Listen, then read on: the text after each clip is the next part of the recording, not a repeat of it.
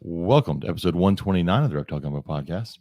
Last week we were off. We aired some of our interviews from Corpus Christi, which we still have a couple of interviews left from Corpus Christi, and then we did some interviews this week at Bryan College Station. You turn my headphones up just a little bit. I will. Is that better? Yeah, thank you. So those will go out later. We're saving those for hopefully to get like 1 week off a month right now. That is kind of School has started again. Enough said. So that is the plan. Some of us had to go to work all summer too. These kids gonna learn, Robert. They gonna learn not to mess with me. Yeah, some of us worked all summer and still did the podcast. So. Well, aren't you just amazing? No, I'm just a normal person. Come hang out. With I never claimed to be normal. I don't think anybody who has met me can say that I have ever claimed to be normal. You can come hang out with setting on the dryer. High school seniors or high school freshmen. I mean, Stick with my little third grade babies that so were much fun. babies. It was pretty fucking hot in the shop today, so that might have been better. Did it rain on you today at the shop? Yeah. It poured. Our power went out at school and everything. Yeah, I went out to the shop for about 20 minutes too. Luckily, I didn't have the CNC on yet because it does not react well to turning off in the middle of cutting. Oh, really? Yeah, you end up having to reset all the zeros. And did y'all ever figure out the thing where you're was cutting those the Y or the X or whatever? It's one of the main driver was bad, but they replaced it under warranty. So cool. Awesome. Yes, yeah. So this past week we had the Bryan College Station show, which was a pretty decent show for you. Mm-hmm. You did pretty well.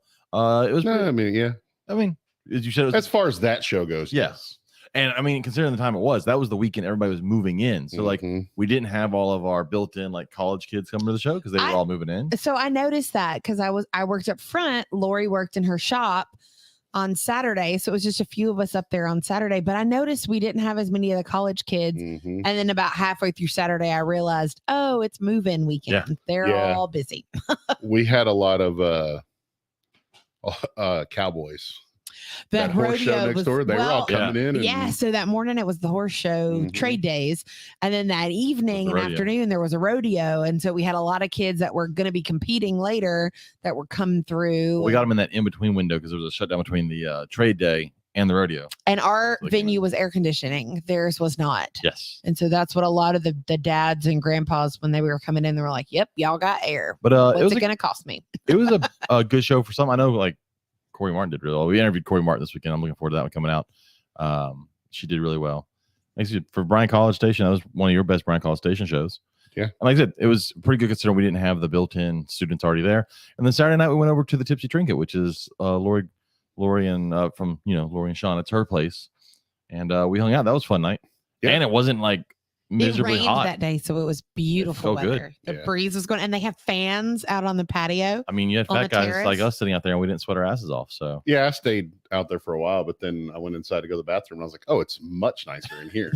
That's when I texted you, and John Grant was like, "Y'all come inside." You didn't have to listen to karaoke on the inside. Yeah, some of that. That was. I wasn't going to say that, but that's the reason I stayed inside. It's because you were also drinking. You got to remember. I know. Two of us were not drinking. I never do that either. There were a lot of people that was very shocked to see that from me on Saturday. I did enjoy Bull doing the crazy rap. He was phenomenal. He nailed it. I didn't even know that picture was a hidden talent. 350-pound picture me country white dude up there. Yeah. Even countryer. Yeah. I didn't even know that he had it in him, and it was glorious. Yeah. It was pretty good. So that show, let's go ahead and get our sponsors, Katie. You ready for our sponsors? Yeah. So if you are looking for a high quality PVC rack, look no further than Lone Star Reptile Racks. They offer a variety of sizes for all types of snakes, geckos, rats, and more. You can even order something custom. Shipping is available, or you can plan to pick up at a Herps Reptile show near you. Visit lsreptileracks.com to reach out to Lone Star Reptile Racks and place your order today.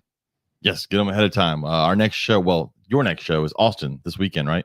So you've got Austin August 27th, 28th. And then we're back in Conroe September 10th and 11th. I will be set up, I think, in the lobby. So wave as you come by. We'll be doing interviews in Conroe to try and get us another few months off. I'll be on the register. New Orleans is September 17th and 18th. Waco, Texas, October 15th and 16th. Lafayette, Louisiana, November 5th and 6th. Pearland, that's our home show, November 12th and 13th. Then back to Austin, Texas, December 3rd and 4th. And then back over to Slidell, December 10th and 11th. So... and I'm sure there's probably one more before the year's out. Oh no, that ends the year. Yeah, Slidell's the last one of the year. So if you only have to drive in Louisiana 3 more times this year. We're talking about the roads in Louisiana are great. Yeah. They're so smooth. So yeah, if you want to get a rack or cage, see Robert about that and get it there. Pick it up at a show. Yeah, come check out our new cage. Yeah, you did a 40-gallon breeder. It's the same footprint as a 40-gallon breeder tank, but in a cage, in a PVC cage. Yep. So if people have 40 breeders and they already have stand for them, and they want to chunk the glass and go to PVC, yeah, it'll fit exactly. Or if they have a shelf full of, them, it's the same height, weight. It's not the same weight. It's way lighter. Yeah.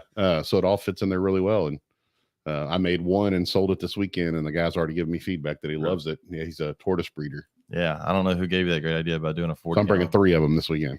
Some genius had that idea. But anyways, John Grant, I'm pretty sure. Fuck John Grant, that was me. Anyways, it's a great idea. I think it's a great idea because people are used to there are certain sizes that people are used to in their head. That's like when people start throwing out some tub sizes, because not all tubs are called the same size. I think it's very confusing when people are like, this many quarts, and I'm like, well, Vision doesn't do that, and Vision's numbers don't always match the quart on the. It's confusing. Like I use a V70, but that's not 70 quarts. It's not 70 quarts. So no, I get that every day, just about. Yeah, people are like, do you have FB 55s? And I'm like, you mean a ARS 55 or a FB 40? They're the same thing, but they've all decided to make things super confusing. By not everybody uses the 70. Yes, everybody uses the 10. Just go with what Rubbermaid originally had quart sizes, and everybody was used to Rubbermaid quart sizes. It would been great if everybody else was stuck with that. So yeah, that's one thing. Everybody gets the size in their head of what they need, and they don't realize that other things are called something else and it's the exact same size. So the 40-gallon breeder cage, I think, is a great move. So check that out. Also, give a shout out to Wiregrass Exotics over in Ozark, Alabama. I still love this board that they bought us, but if you're over in that area, need feeders, go check them out. Our giveaway this month, also, our giveaway is Colossal Constrictors. We're going to have Colossal Constrictors on next week. They want to buy us pizza. That's right. Remember, so we're getting pizza. Sorry, my brain. That's the night I don't have to cook dinner. It's like legit marked on my planner. Yeah. So Colossal Constrictors is doing a giveaway. Go over to our Facebook page and you'll see it pinned at the top. All you got to do is tell us your favorite tool in your snake room, and you're in for the giveaway. We're giving away the Redline Science scrapers, which I used mine last night while I was cleaning tubs. Did you see Doug's comment earlier? He said he loved his because for scraping the crack. And I said that seems like that would hurt worse than toilet paper. That is true. Oh my God. Y'all, I deal with this all day with my third graders now. Like you just don't. I love Douglas Ray Watt. In case anybody know, Katie teaches third graders. Do you teach third graders? Oh my God, they're so bad this year. Really? First day of school, I had one making hand gestures, and when approached and asked, "What are you doing, babe?" "I'm eating a hot dog." Yeah, like you it was not eating a hot dog and twist your hands like that. Yeah, you got to take it out of the bun. I'm like, no. Normally I'm putting it in the bun, but let's go find our school counselor and get to the bottom of this. Yeah, great first day. Oh, I did it with her out because Robert surprised me at the show. Yes, I knew about it. It has fallen against Robert's chair. It's behind him. It is my he built me a sign. It's a Simply Serpents on it. It's a PVC sign with acrylic letters. It looks awesome. I realized after I packed up, I did not take a picture of it on the table. I was like, no, shit. But he had a picture of it. He posted a picture of it. He did post a picture of it over on his page. We'll share it. So, all right, let's go ahead and get to our guest this week, because I'm sure our guest will have a lot to say about everything. But let's get to our guest. It is, there it is. It is Sean Bradley of Bullshit. How's it going, Sean? BallSh, not bullshit. I was like, it's not bullshit. It's bullshit. I did say it wrong. All right, it's okay. You guys just get to sit there. I'm pressing buttons and trying to figure stuff out and trying to talk at the same time. The producer. Teach 8-year-olds how to use a computer. We get it. You have third grade. We get it, Katie. I'm struggling. I'm the drowning active today. Producer. I don't know how you do that. I really don't know how you do that. I could manage. It's hard, and I get no respect. I could manage. I think he's talking not to me. you. I'm not talking you. about the third grade thing. Yeah, I was talking about the third grade thing. Someone appreciates me around here. Yeah, I'm doing your job over here too. So yeah, I'm not really feeling it. You know, I got a fake background at least, but whatever. I don't have to hang my sign. I could just in the last few minutes before I did the show, I threw that bullshit thing on there and blurred it out to where it didn't look so crisp. I thought it would look a little bit more. I was going to ask you before we started. I was going to ask you, is that like a real background or is it a green screen? That's so cool. Nothing, it looks very cool. Special at all. Not all of us can be special like Chris Eaton and do a big old wooden back. Oh, look at that! How fun! That's fancy. Interesting. That's the pretty wall cool. is the wall's under construction, awaiting my router being running. As soon as the router runs, the wall goes back to work. Nice. That's it. The green screen was just a simple way to start the show without having to worry about making a whole background after doing all this other shit. Because when I sold the fish store a few months ago and I came to this building was a fucking wreck. I mean, can we curse on your podcast? Absolutely. Okay. I don't know. All right, I'm sorry. Sorry. John, I don't like Chris Eaton would joke that I don't have any snake racks anymore to put behind me like you do. To have a bookshelf. Share Mr. Feely's comment. I don't know if you share comments, but Yeah. Feely said Mr. Fancy Pants with a green screen. Yeah, right. Well, it's like only fellow podcasters watch your podcast to keep ahead of you. Is that it? That's funny. Fuck off, John. So yeah, only one podcast in Texas. So yeah, BallSh, by the way. Yeah, that's it. So yeah, now that we have a YouTube channel, I might as well plug it, right? So yeah, check out BallSh on YouTube now. So BallSh's one of the first reptile podcasts I started listening to. I started listening to From the Ground Up, which no longer exists. Okay. And then NPR. Who was that? That was Joe Phelan. Joe Phelan. He did that for a while, and then I listened to NPR, Morelia Python Radio, which now they've got a whole network and like 7 million podcasts.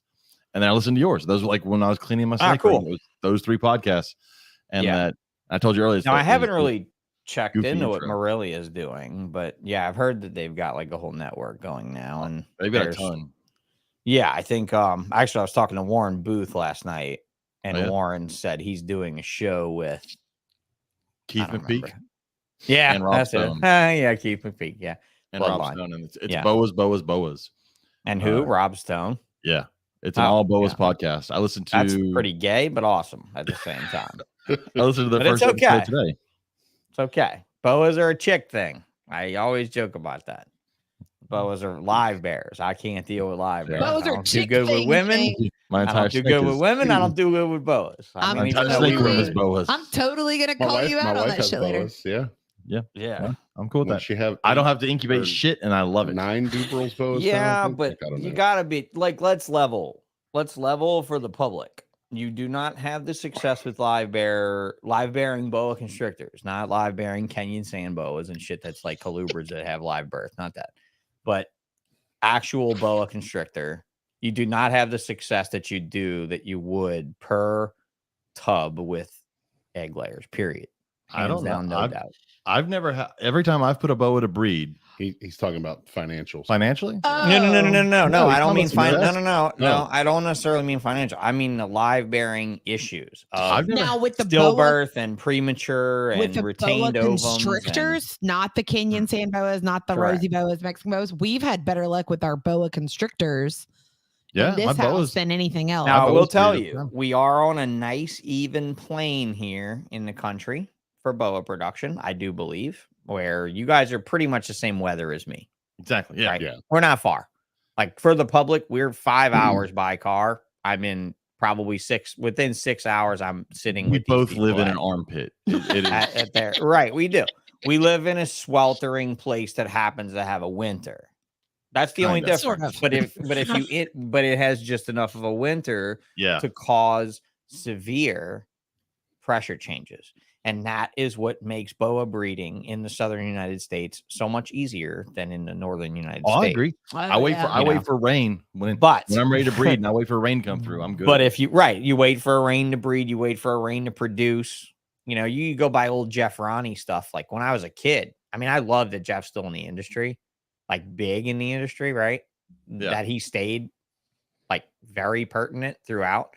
But like you got to realize, I grew up when Jeff Ronnie being the rack building, always chasing the dollar guy that he is, he put out VHS tapes when I was a kid. Like you'd have to send him money in them. Of course, it was Jeff Ronnie, right? You didn't need to do shit without you sending him money. He didn't even send you a price list I'm pretty sure a self-addressed stamped envelope got you a price list, but you might have even had to send like $1 for the price list. I don't even remember.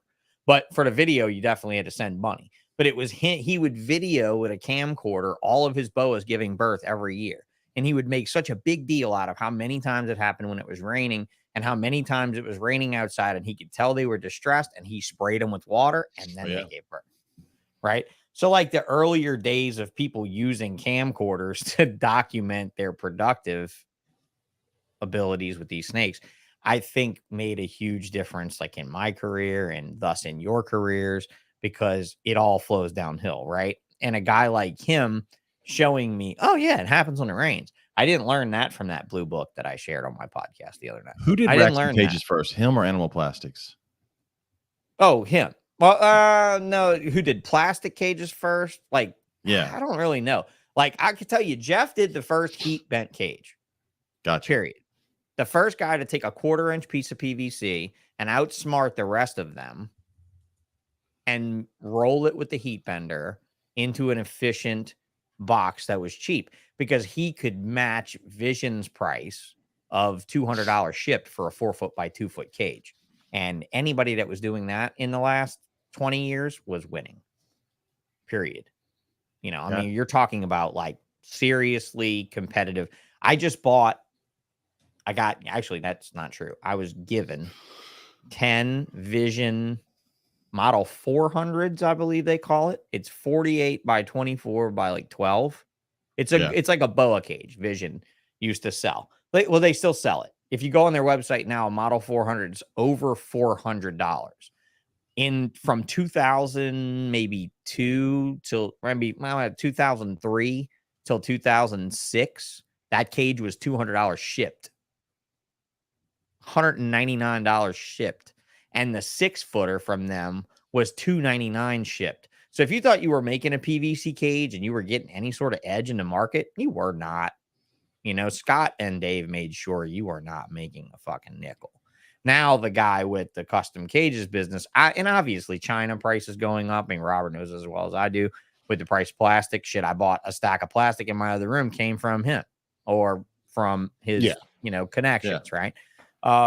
So we both know the cost of plastic, right? He made a little money on me. I'm making a little money on the people I'm selling it to. It's all a process, right? So when you were like you had the guy with the only other cage builder with injection molded cages like Vision was, he's still around. Showcase cages. Have you heard of that? Oh yeah, I remember those. Right. And they have like a dentilled, nice outside like framework and stuff to them. They're much prettier of a cage. Like if you're going to put a stack of cages in your living room as a grown person and you care about style, you'd buy a Showcase over a Vision pretty much any day of the week, you know? But all the Showcase cages were made with heat light boxes and all this extra shit. Like he didn't have enough money to make fucking 100 different models because Robert and I are cutting cages up and making them. As well as Focus Cubed, who's in your comment section. Love what you guys do, by the way. Stalk the shit out of you and talk to you extensively about routers months ago. And thank you very much for your information. I just didn't. Yeah, they made our sign behind us. I was gonna say we have one of their cages in our living room. Yeah, the style is great. The way he's designing everything in Fusion and busting it apart is all working for them really well. I love the whole thing. Like the whole brand is good. It's just you're limited to what you can make, right? I mean, at the end of the day, you're making what a machine can make and what a couple people can put together. And when you're dealing with companies like Vision, who's importing containers of already finished cages from overseas, how do you fucking work with that? You know? Yep. Like, how do you work with ARS? Just importing just containers of metal racks, like just tubs. Oh, well, we'll buy the tubs, and the tubs we sell them you for $7 a piece. You resell them to your customers for $15 a piece. They really cost us $2, or whatever it is at the end of the day, especially the new designs. I just met with I don't know if I want to say, fuck it. I just met with a vacuum form company, and the price that it will cost me to have them made blew my mind. How cheap it is. Wise? Yeah. Well, that's vacuum forming. 2 injection molding is obviously a step up from that. Yes. And vacuum forming is the way Freedom Breeder and them started, dude. Like if you look at the old boa cages and the old, that's all vacuum form stuff. That's not, So for those of us who don't know what that is, what is vacuum forming? You take the plastic and it's heated, and then It like suctions sucks it into shape. You suck it down around a mold, right? Okay, gotcha. It's done in one you thing. Can think about like a kitchen sink, in other words, being makes sense. stamped. Being stamped out of one flat piece of metal. This is basically the same thing with plastic. It's just heated so that when they stamp it, it bends, right? So like it gives like metal does. Gotcha. It creates malleable plastic that you can form. Now, the problem with that, as Freedom Breeder discovered long term, as I discovered long term, the corners are very thin. Yes. You end up I was with just wear about to and ask tear. that. Right. That's, An do you remember injection molded. The old Freedom Breeder tubs were that like it was kind of it was started out white, so it would turn yellow. And it would turn yellow. It would definitely turn yellow. I said it wrong. They're injection molded. Are they? Oh, okay, great. Yeah. Wonderful. Well, in that case, then absolutely, I'm sure it boggles the mind. But then when you look at a rack company that's like making their own tubs, why wouldn't they make a killing off of everyone else making a rack for their tubs? Yeah. You know, and when I literally could go in a filing cabinet in the next room. It would take me minutes, and I'm not going to do it. But I could pull out the data sheet, the original structural sheet that ARS was given by their plastics manufacturer in China of the tub that Brian Hahn walked around the tables at shows, Daytona and his own show when he had an indie show. I imagine he doesn't have a show anymore. That he would walk it around all the vendors and be like, "Are you interested in a tub with a bowl holder built in it?" And he comes to my table and I'm like, "Brian, that's a brilliant idea, but let's redesign this tub so it's fucking nestable. Let's use the dog crock mentality and let's nest plastic bowls using the slanted sides. Same deli cup. Deli cup has a slant. It all works with you. As long as you have a swedge, you can make a nestable tub." And he didn't make a nestable tub. I love Brian Hahn. You did a thing. You took a thing and you made it cheaper. That's great. But you didn't revolutionize the thing further enough. You let the original inventor revolutionize it for you. And that's what's sad is here we are. Well, now he's got them, apparently. I think ARS has nestable tubs now. He does. But dude, if you were seen the way ARS tubs came to you 10 years ago when I was ordering them by the 100 lots, when I was building my own PVC racks, fuck, dude, the bottoms were so warped because they stacked them on the bowl holders and then they'd cinch them down the pallets and put them in a hot container. And so by the time you got to plastic, the bottom was all. So if you didn't have a rack with rails on it, oh, you were fucked, bro. Like I had tubs that were like literally waved like that. Like they would jam up in a rack with rails even because of the design. And that's what I told him. I'm like, dude, you could have stopped that in the fucking beginning. And it's not like you didn't have somebody like me and probably 2 or 3 other people. I'm not saying I'm the only one that said that. It was a room with 700 vendors in it. I would hope somebody else said it. If they didn't, then they weren't looking out for Mr. Hahn. But funny. Now he's kind of caught up to it. But it took him fucking a decade. I went to the Bowfile Plastics page. I haven't been to their page in forever. It's the exact same it's been for the last 20 years. Bro, you know what's hilarious, man? If you go to the fucking Audubon Zoo in New Orleans, they took the reptile building because they have this big Louisiana Pine snake project, which is... It's beautiful because, I mean, I'm down. Like, it's a badass species. I'm not going to lie. It's a fucking killer species, and it needs to be protected. And that's great. And they probably, if you have the lineage on them, they probably go right back to where everyone from the Audubon Zoo that they're working with. Oh, no, mine came right out of the wild. Oh, they did? Oh, I know the guy out of your side of the wild. Well, there's a guy that in that area that collected them all when he still could. And then it's Theron Major.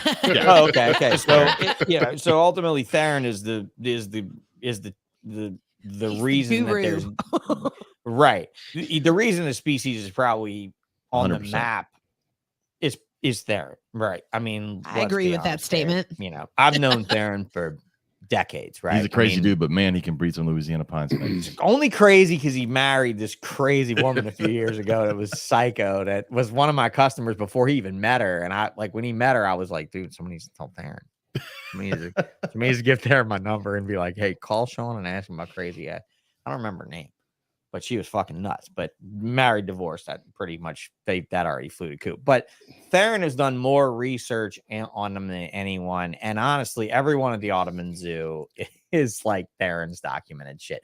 But back to what I was saying, you go to the reptile building, they cut they moved some rattlesnake cages because they had like this fake rock work section of rattlesnake cages in the back end of the exhibit. And it's funny because you got to go through the venomous exhibit to see the breeding room of the Louisiana pine snakes, because they took the very last exhibits that everybody would just go to the nearest door and leave the reptile building. They had 2 doors.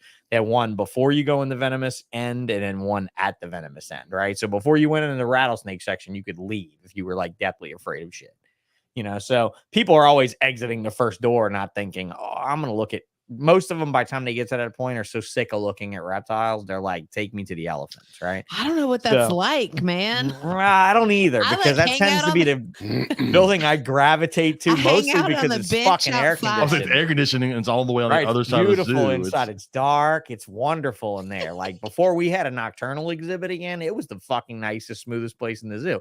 Now it's not, because the nocturnal exhibit's right up in the front again, unlike the reptile exhibit that they still have in the back of the zoo. But anyway, they cleared out a whole wall and they cut a hole in the fake rockwork that was so pretty and cool and full of all kind of weird rattlesnakes. And they put a fucking giant acrylic window to a back room that's filled with boaphile cages, filled with Louisiana pine snakes, all with labels. And most of the labels say majors with a number next to them. Most of them said like majors number this, year that, majors number this, year that. Like it's crazy. Nobody in the zoo knows what the fuck that means but me, right? But a few of us that walk through, obviously. What's funny is if they really wanted to save pine snakes, just send every single one of them to Theron and he could breed the ever-loving shit out of them. Right, exactly. I mean, I kind of avoided buying them over the years because I'm like, I could always call Theron. Like, there's so many things I own that I'm like, oh, really? Christmas mountain gophers? I want them. I want to buy them. How much are they? Okay, I'll pay it. Theron wants to sell me. I'm like, I'll get next year. Yeah. Next year. He had a female once lay 11 eggs. And I was like, that's freaking insane for Louisiana. Yeah, he's good at what he's got there. Yeah, he's good at that species for sure. He's got it nailed. But yeah, just back to the caging thing too, though. He just kind of brought us on that tangent. But boaphile cages are there, and I can tell they're boaphiles by the way the turn locks look and the way they're heat bent. And I'm like, you know what, Jeff? You had a good goddamn cage there, man. Because I got a heat bender in the other room. Because as soon as my ex-fiance that did all the boas back then was always with Jeff, because Celia and Jeff and Pete and all them boa people used to all run together, right? I mean, they all just meld, regardless of how new or how old, how popular or how non-popular you were. You were just a boa person. You were just in the fold, right? With them. She was in that fold and she was like, I want to buy some boaphile cages. And I'm like, I'll be damned if you're going to pay Jeff for some plastic we can buy at fucking Piedmont and we could bend ourselves for half the cost. And we did it for, you could build the cage completely done for $90, completely finished, a 4 foot by 2 foot by 15-inch cage. Yeah. So, yeah, I remember. So I went to Daytona. My first Daytona was 2005. I just remember at the beginning seeing the Freedom Breeder, the big cage there with Freedom Breeder. And they took up that whole like nook at the. Them and Nerd had the whole room on the side. That was their deal. Like him and Nerd had the side room. That was their room. I remember seeing those going, I'm going to have those one day. I never actually got them. And now I'm like, I kind of like the PVC. The PVC came around. I was like, I like the way that looks for me, for my boas and all stuff like that. I think it works really well until you get to the commercial side of it. And then you really have to question how you keep these animals. But it's not about how you keep the animals in the cages, how much you keep the animals around your animals, meaning your employees. Like when you get employees and you step into the commercial realm, bro, you want your employees climbing metal racks. You don't want your employees climbing plastic racks. Oh, yeah. Employees are going to climb racks. Like when you're not looking, you can put cameras on them all you want. They're going to fucking climb a rack. I mean, it's no different than any other trained ape. They're going to climb a rack. Sorry, but it's plain and simple. It's just convenient, bro. I mean, you'd see me climbing PVC racks when I could still climb. I mean, before I was paralyzed, you'd see me jumping up on my racks all the time, but I knew where they were strong. I don't trust my employees to do it. They'll do it on a one without a tub underneath it or something, on an open shelf, right? and it was cracked the fucking shelf. I had to take the whole rack apart just to fix it. You know, I'm not doing that. So, steel has its place. But honestly, dude, the only way it had its place for me, I hate to say this to my friends in steel, but was sick fucking deals, bro. Tim Bailey and I we bought a 6x12 trailer with a side door to put nothing in, just to drag to shows, just to buy the deals. You know?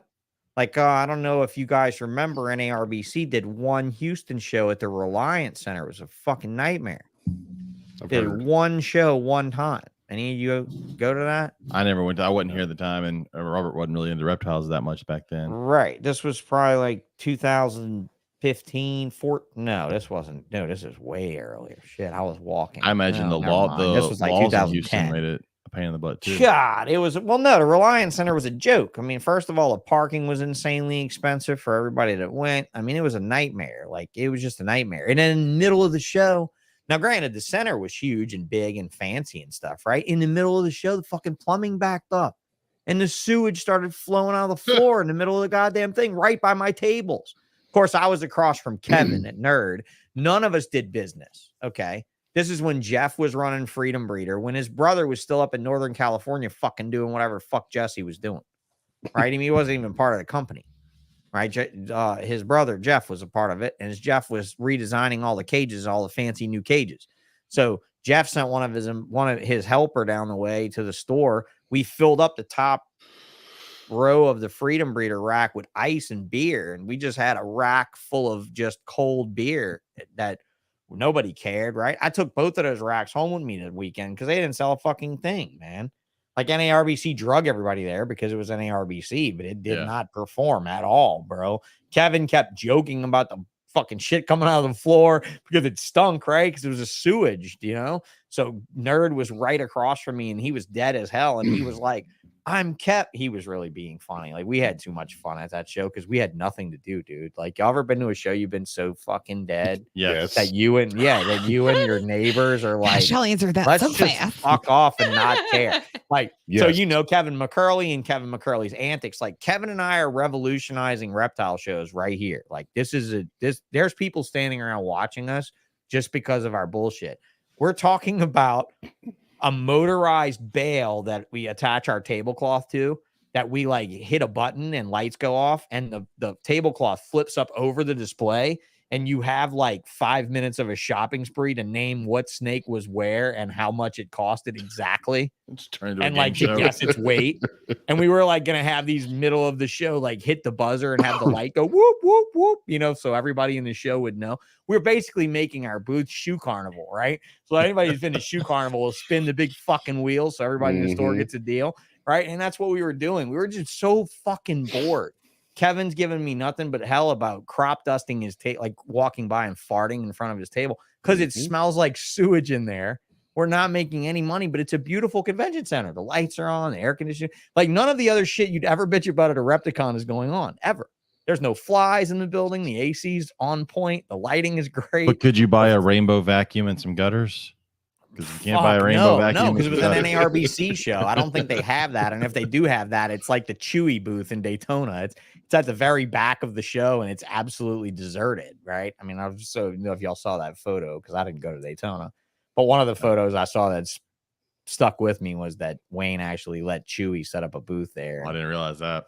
Yeah, they were in the very back of the room, like in the old room where we used to be. They advertised this one as like the biggest one. And I saw pictures of it. It's not nearly as big as it was. No. You saw half the pictures. Apparently, the other building, the regular room that it's in, was jammed up. Like, apparently, basically, Wayne there were 2 rooms. Wayne basically took every application he got, from what I understand of it. And at this point, like, Wayne's gonna let me back because he's old and he's gonna freaking forget who I am, unless he doesn't. Because I don't share, and it's Sean, memorable. I don't think he's gonna forget who you are. No, probably not. So I might as well do my Wayne impression, right? And you're like, Sean, you can't talk about my show like that. I've done so much over the years for everyone here in Florida and everyone in the reptile community everywhere in the world. I have the biggest show in the world. It has been the biggest show in the world forever, since it was not even a show. and I sold every table that I had room for. In fact, when you called me and I told you I was sold out, I was going to call you the next day and tell you I happen to have one table available for you. Next to the because bathroom. if we look at that picture that you saw, that there's definitely room for one more table. Is there room for one more table, Wayne? Oh no, we're sold out. I'll tell you what, I'm gonna add you to my wait list, and then happen to be in within 5 days, got back to you and let you in the show. So it is what it is, right? I love the man and what he's done. It's not his fault Florida's legislated the fuck out of us out of the state, right? Yeah, it would still really be a great show. Yeah. Because we'll be honest, like you've been there to Daytona. Yes. You've hung out. That was where Daytona. we honeymooned. Yeah, we honeymooned. Fucking right, man. Fuck everybody up the East Coast that thinks it's hot in Daytona. No. It's hot in New Orleans. It's hot in fucking Houston. Yeah. It's hot around the Gulf of Mexico. It is not fucking hot on the Atlantic seaboard. No, there's a breeze. There's an ocean breeze. And if there's not, you're too close to the hotel. Move a little further towards the beach. Yeah. And you'll get the fucking breeze. Because I tell you what, I'm in a wheelchair. And the last time this wheelchair worked on a sandy beach was fucking never. And I enjoy the shit out of the weather there. And I've been there like 6 times in a wheelchair. So it's much better than Tinley. Tinley's a crapshoot, bro. It might be raining. It might be, it's always fucking windy. It might be cold. The problem with Tinley is once you're at the venue, you're at the venue. Like at Daytona, we used to go and we would because we'd always go eat lunch at Johnny Rockets across the street. Sure, you can go to Johnny Rockets, you can go to Bubba Gump's, you can go to the strip clubs across the street, you can walk to the fucking strip clubs. The good strip clubs too, not even Biggins with the pregnant bitches down the road, right? Like, because Biggins with the pregnant bitches down the road is not the place to go. I've never been personally to Biggins, but I know Biggins at Biggins, and I don't know necessarily they're talking about Biggins. They're not talking about like Chris Eaton style Biggins, right? They're not talking about that style of Biggins. They're talking about, but 8-month, third trimester-ish type shit. She may definitely not first trimester type shit. She may climb the pole and pop it out right there on the floor. Maybe so, and name it Lucky. I don't know what you name it. I don't know. Mazel name tov, it throw Bambi. money at it. Name it Bambi. Anyway, yeah, Daytona is the hangout spot. So while I fault Wayne for moving it from Orlando with great airports and great lodging to Daytona with horrible transportation and very limited lodging, even though lodging is up and down the beach, but whether or not you want crotch crickets or not, depending on whether or not you stay at the Mayan next to the Hilton, right? Like spray it down with Prevenamite beforehand, spray it down, go to the show, come back, sleep. There you go. But Chicago is not the best hangout spot. And the hotel has not been the most conducive to us. It's been, I can't tell you how many years they used to have the fucking paddy wagon wait in the lobby, right? Like after the auction would end on Saturday, the police would come and they would park the van right in front of the fucking hotel doors. And whenever people would get rowdy, out in the doorway. Tim Bailey and I almost got arrested 1 year for having a tavern in the lobby because I had an ice chest that was better stocked than the bar. And the bar had a limit of 100 people, the little sidebar before they extended the bar at Tinley. Yeah. It was this little room on the side, dude. And it had a sign on the door that said limit 100 people or something like that. Dude, there was like 600 people in the room. So when the cops came and told me I couldn't drink my drink outside that room, I asked them if they could call the fire marshal and have him come tell me it was safe to drink in there. He was pissed. We went to Tinley once. We went to Tinley in 2019. That was the year they decided to put people in those little rooms, and it did not go so well. When you go vendors in little rooms? Yeah, down the hall. Oh God, yeah, no. Yeah, you had to go down the hallway. There were some people that left on Saturday. Some vendors that said, "Fuck it, we're not," because they weren't getting anybody in there. That's not good. I can't believe they did that, but okay. Yeah, they showed them in those little rooms. It was bad.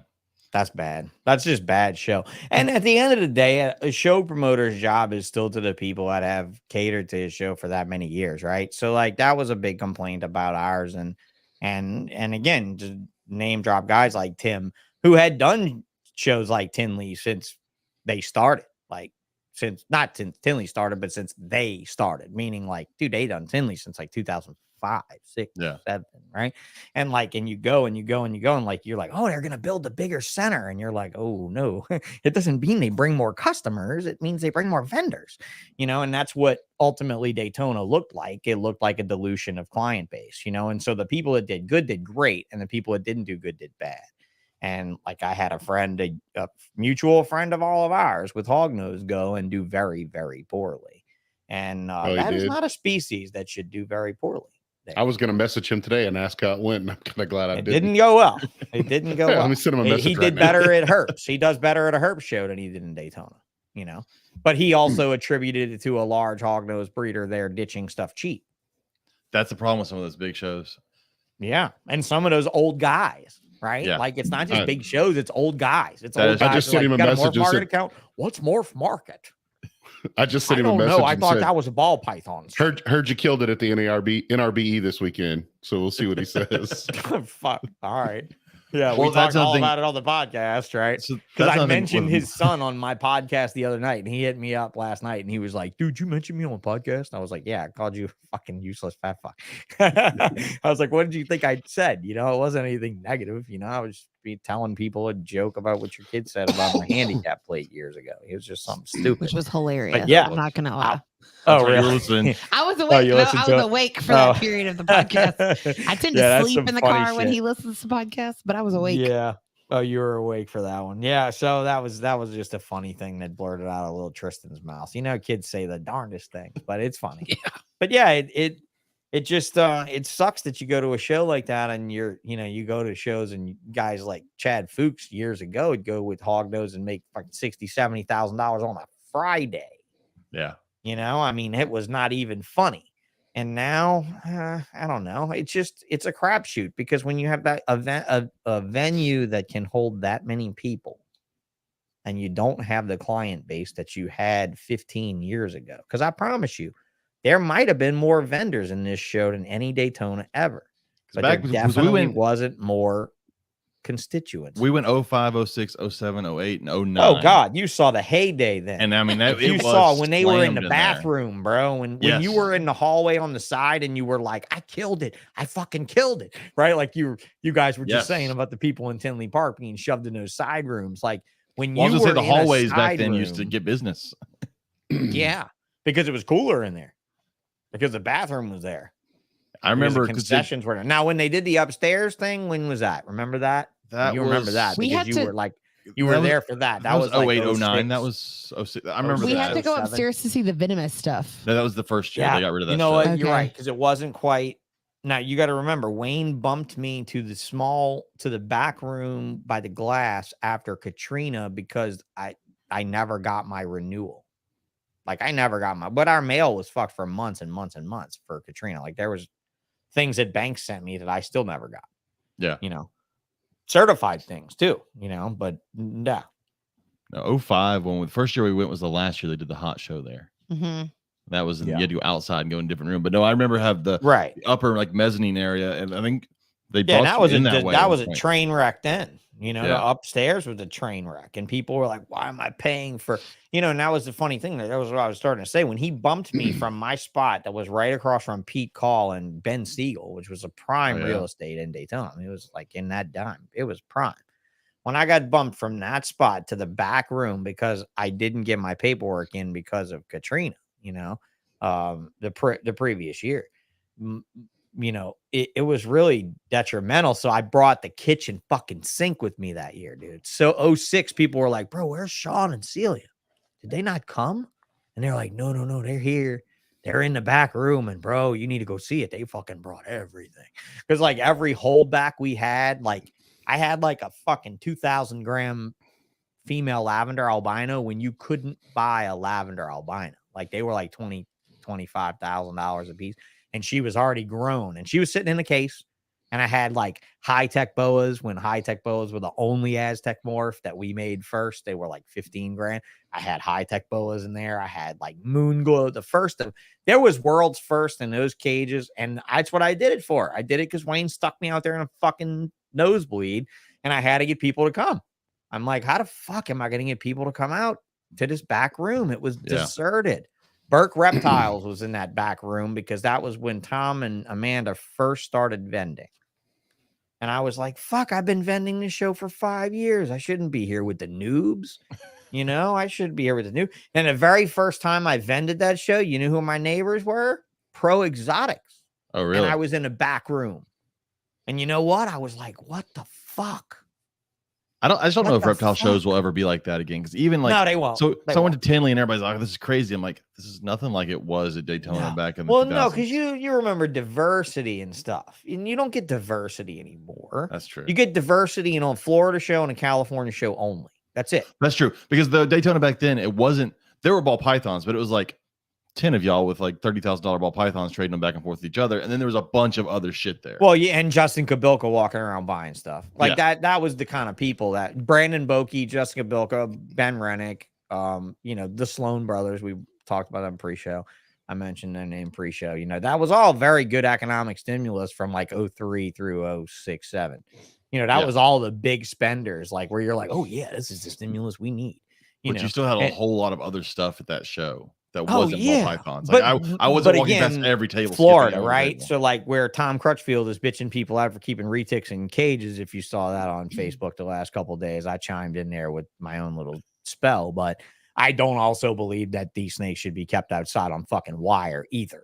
But I didn't get into that with the old man. You know, so it is what it is. Antoine in the house. What's up, Antoine? So, yeah, big man. Look, Dude, he's everywhere, bro. He's a fucking superstar. They blew that dude up. What's up, Antoine, or fuck Antoine? I said, what's up, Antoine? Oh, I thought you said fuck Antoine. But fuck no, Antoine. I say fuck Antoine. Yeah, fuck you, Antoine. It's been a year since he beat you. Calm down. Yeah, I feel like, Antoine. fuck you, Antoine. You hit a guy in a wheelchair? Come on. Oh, so I thought about something earlier. When listening to your episode with Chris Eaton, you talked about wanting to do podcast episodes that were more species specific and more about the history and the science. And Chris shot you down on that and thought it was a horrible idea and that he doesn't think people want to listen to that. I think tons of people want to listen to that. Well, I think the thing is Chris is thinking of the fanboy type people, the ones that, and this is not a jab at Antoine because I love Antoine, but there are people that follow Antoine because he's got a big, like they just follow him. Or the ones he that has follow a big fan base. They follow Kabilka, awesome they follow Brittany Gobble, and those people all deserve it. But those are not reptile people, right? Those are people that got into ball pythons and then found the big names of ball pythons and they're following them like a fan base. They attach themselves to that. Sure. Yeah. Sure. Then there are the people. So if you listen like over on the NPR network, those are reptile people. They're doing episodes about the history of carpet pythons and of different like species. That's a completely different niche. So I think there are definitely people that would want to listen to the stuff you're talking about. I just don't think that's the people Chris is aiming at or talking. Look, to. I love Chris. Chris has the boob tube. Everybody knows Chris is the boob tube. It's fine. Somebody's got to be the boob tube. Now, I will be the non-boob tube because I'm not misogynistic and shit. So I have the women of reptiles that don't like that shit behind me, right? So I have some sexy bitches too. I just don't throw them V-neck shirts and make them take pictures. Although I love Chris and I love his photo thing. I love how he's promoting. He's moving a lot of stuff. He's getting downloads. He's exposing the social side of this industry, which I think is very important to put a person to a person, right? What am I looking at? Antoine says you have the ugly Antoine ones. Shit. He says you have the ugly ones.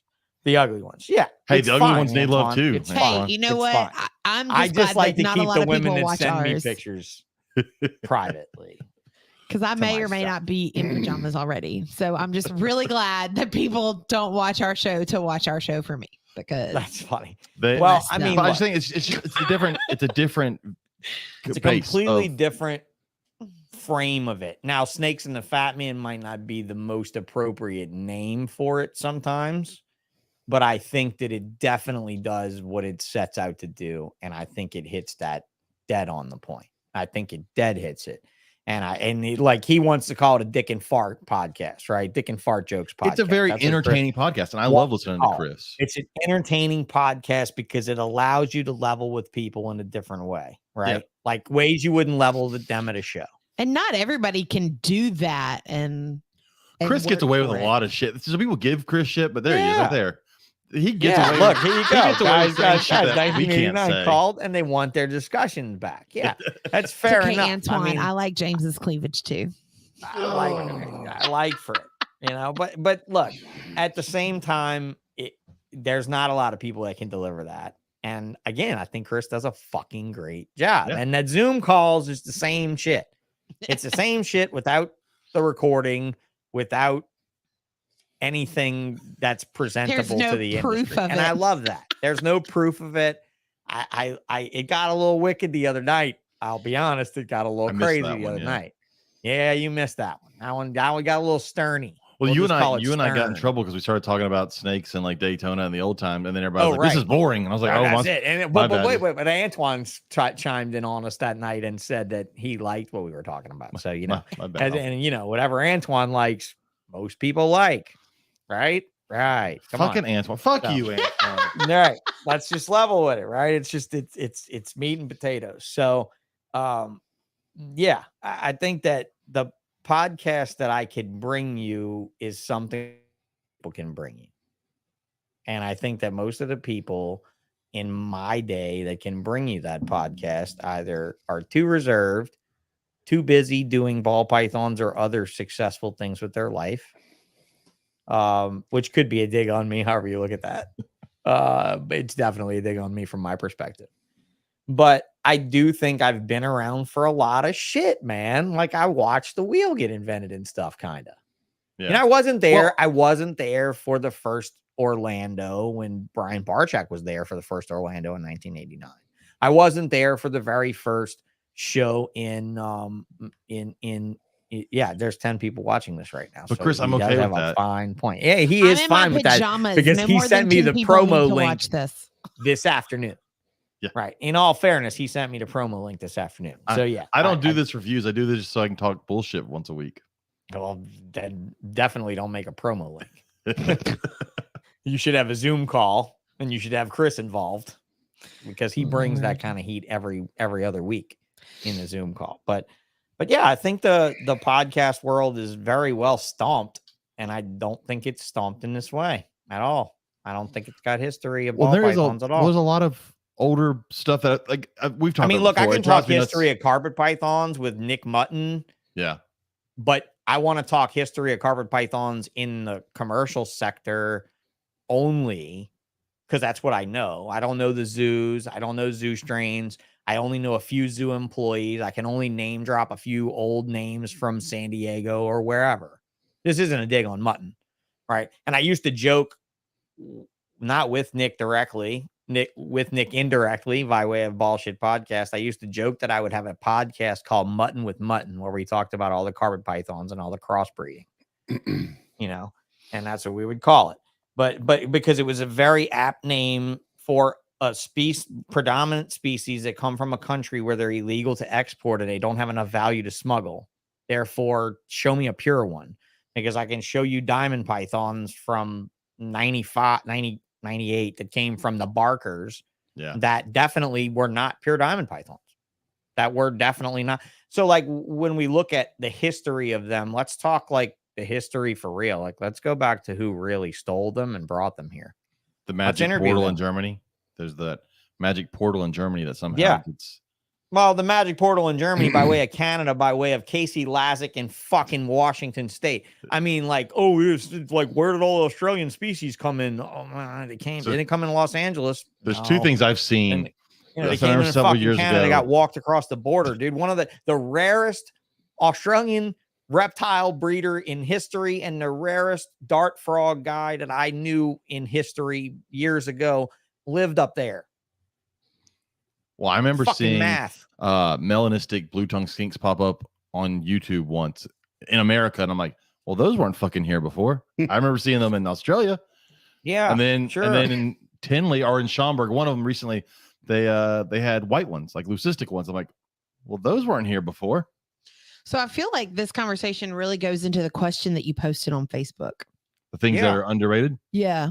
So that was the question. So Sean gave me the question. It says, what's the most underrated species you feel needs more time in the spotlight? And there were several really good answers.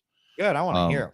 So let's go through these things. There were some really like lengthy. No, it's not ball pythons. There were some lengthy answers in there too, and then like people started networking with each other in some of the comments. It was really great. Elizabeth K. Nash said any dry marcon, which I have to say this weekend I held my very first Texas Indigo, which was just cool to see a snake look at you and be like, "Fucker, I know what's going on." Mm-hmm. Like, let's cool talk snake. about a 10-foot shitter. It's a lot of shit. Okay, but it's still a cool snake. Done. 10-foot shitter. A rat this big goes in, this much shit comes out. That's pretty much it. I got Pituophis for that, and I don't need permits. Right, it's a super colubrid. Right. If you want to not do Asian rat snakes pissing and shitting all over you and making you smell bad, dry marcon. I absolutely agree with you, but the main ones that people want are illegal to own without a CBW permit, and that's the killer there. So, I mean, we got a little bit of a regulation there, but I'm with you. You're welcome, Darren. That's what I'm here for. Anyways, Ashley Howdy for Focus Cube, she mentioned in the chat, and I was just about to mention hers because this is one that I fucking want. Said Sanzinia, and more specifically, green Sanzinia. None of that nasty ass burnt yellow brown stuff. I don't want them. Are they still Sanzinia? Yeah. Are they? Yeah. Yeah. They remain Sanzinia. Okay. Yeah. There was some spout like they did Boa with Dumarills. There was some spout about them making them Corrales for a while. No, they're still Sanzinia, and they the problem is, and you hear about it. So green ones are expensive as fuck in the U.S. You can find the Mandarin phase ones for an okay price, but if you go, I hear you go to Europe, there's green ones everywhere, and it's the other way around. I'm like, just ship those damn things over here so I can get some at an affordable price. Therein you end up with a CITES conflict. I know. You end up with a country that doesn't really export a lot of stuff legally, and a country like ours with a CITES that's run like a fucking steel trap. Well, see, that same reason we don't have Fijian iguanas, bro. Fijian iguanas are right across the fucking border. Yeah, they're right across the border now. They're just a matter of time before Fijian iguanas make it here, and they can't do a fucking thing. Or can they? Because that's the thing. Australian reptiles aren't endangered. There's no CITES backlash from them, right? They're not endangered. Yeah, they just don't want their animals shipped out. Yeah. Right. So once they're outside of Australia, you can't do a fucking thing unless you catch them in transit. What are you going to do with a country like Madagascar, a country like New Zealand, a country where, like in New Zealand or Fiji? That is the case in point for the Fijian iguanas. Dude, we could have bought them from Europe. You don't realize I petitioned, Jeremy Stone petitioned, like several people petitioned for the allowance of Fijian iguanas to come into the United States to CITES whenever CITES did like the document, like when they did the master file thing where we didn't have to file old school anymore. They made it easier on us to ship. Yeah. Like it was when CITES, when the U.S. Fish and Wildlife recognized our trade as being like internationally fluid, right? Like we'll give you paperwork where you can actually do this and make it reasonable, not tell your clients they have to wait 9 months for a permit, right? Like you can do it immediately. That's when CITES got fucking tight as shit. And he was like, nope, unless you can show me where the Fijian iguanas left Fiji legally, I am never going to let them in here.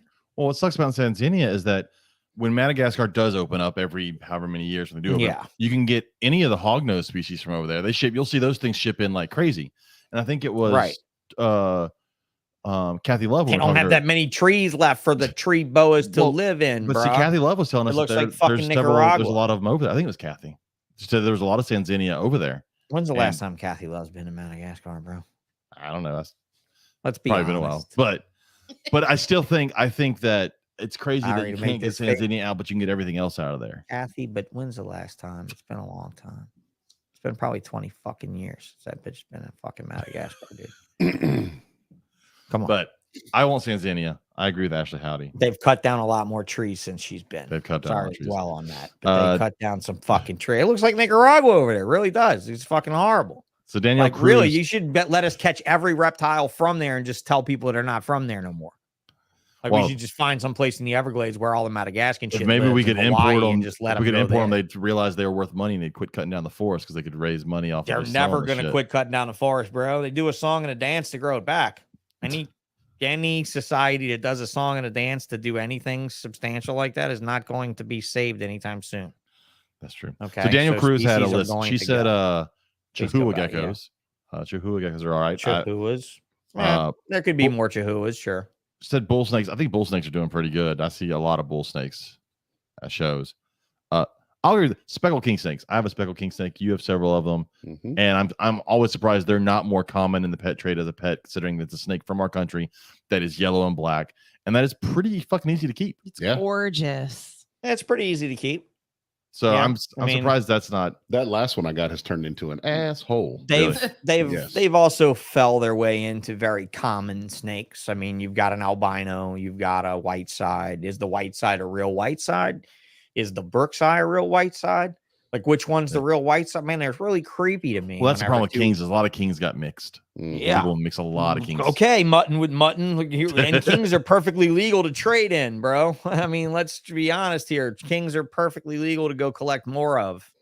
And Daniel Cruz also said any Candoya, but I agree. I love viper boas. Candoya's feeding issues. Yeah, that's the problem. That's why you're not going to see them mainstream.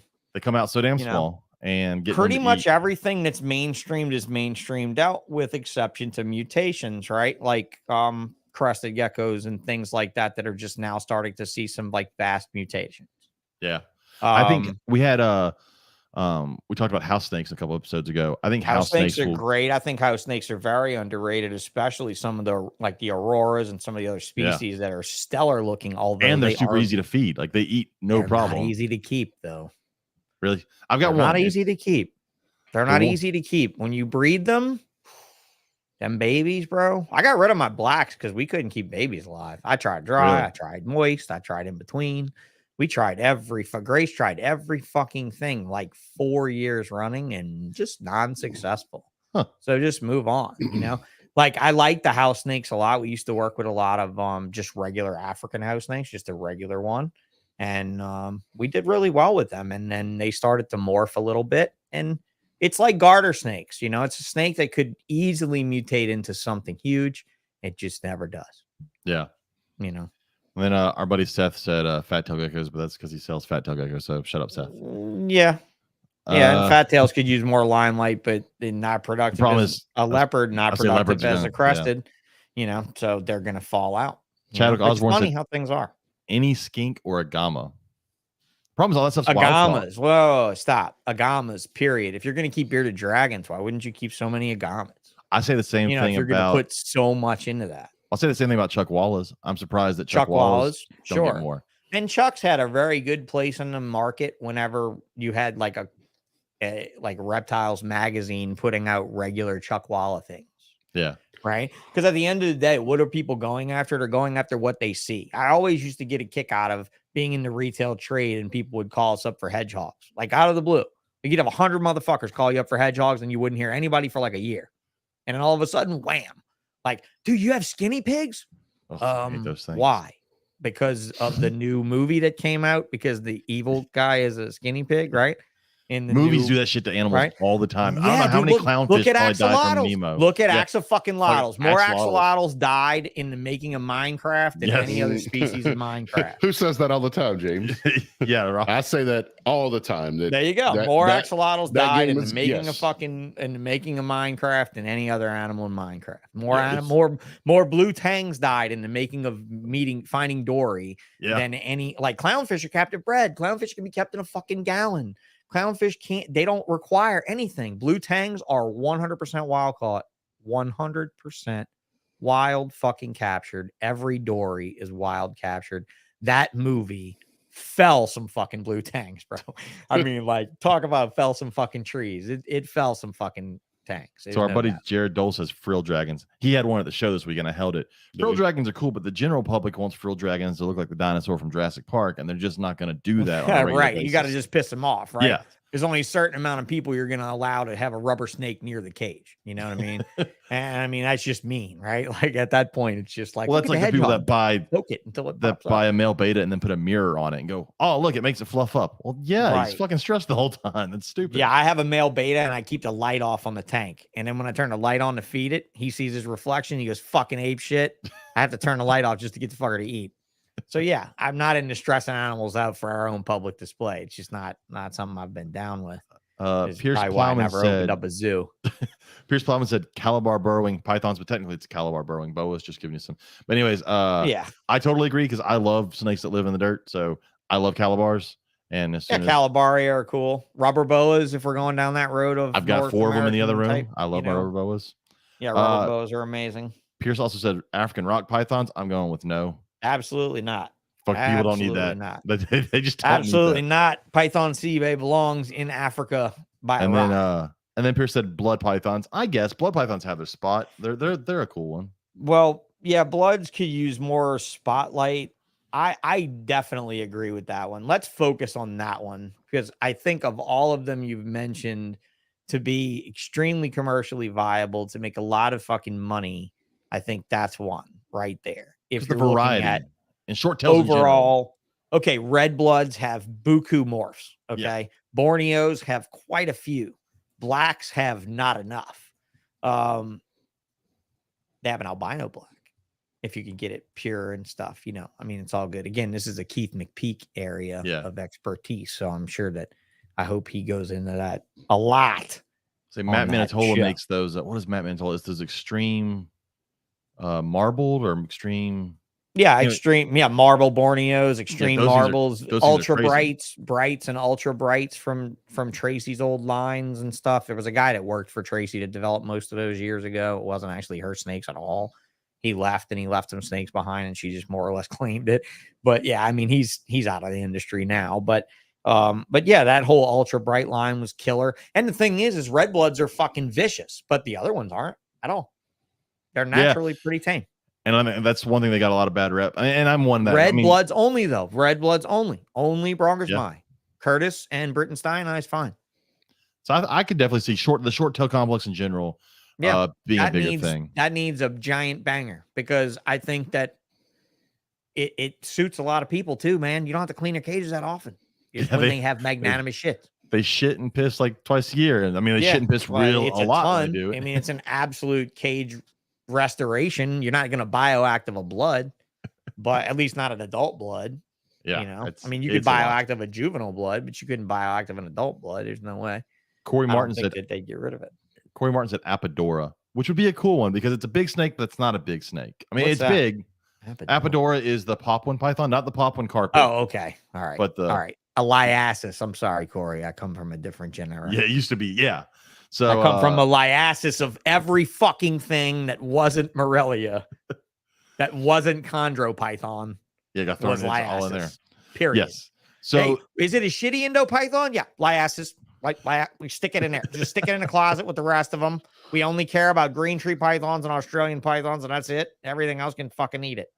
The Apodora is cool. I've seen them. They have a weird face, this like bulldog looking face, all squished up, and they get long, but they don't get thick. So they give you a big snake without being a huge Corey, snake. I could give you that as a cool species, and I'll give you a North American, or I should say Central American counterpart, the black milk snake. A giant snake that's awesome. That's fucking Robert and cool. I say that all the time that we're amazed that we don't see those more. Yeah. You don't see them. I searched for males for years and couldn't find, and finally people found them before me. I had 3 female they weren't virgins. They all laid twice. In the other room, I'm down to 1 now, waiting for a friend of mine's male to be ready. We think one of the issues is they just don't start out black. If they started out black, they would have caught on like Black Kings. Dude, all you needed to do was go back in history and look at the cost of them. That's why they never caught on, bro. When tangerine hunter and milk snakes were $750 and black milk snakes were $750, people just weren't buying black milk snakes when they were buying tangerine Hondurans. Yeah. And black milk snakes never went down in price, so people just never were buying black milk snakes. Now, you put a guy like me in front of a camera with an adult black milk next to a Mexican black king snake looking puny as fuck.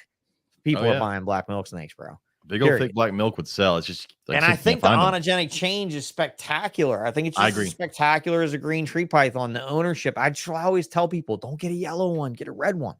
Get a red green tree, because red green trees go through so many more colors than yellow ones do when they change. It's such a cool owning experience there to not own a yellow green tree. Paul Taylor says he only saw 5 black milk snakes in all of Daytona. which and is that's 5 more than surprising. You that's a saw lot. 5 black milks in Daytona, because if I would have went there with money, I might have left with all fucking 5 of them.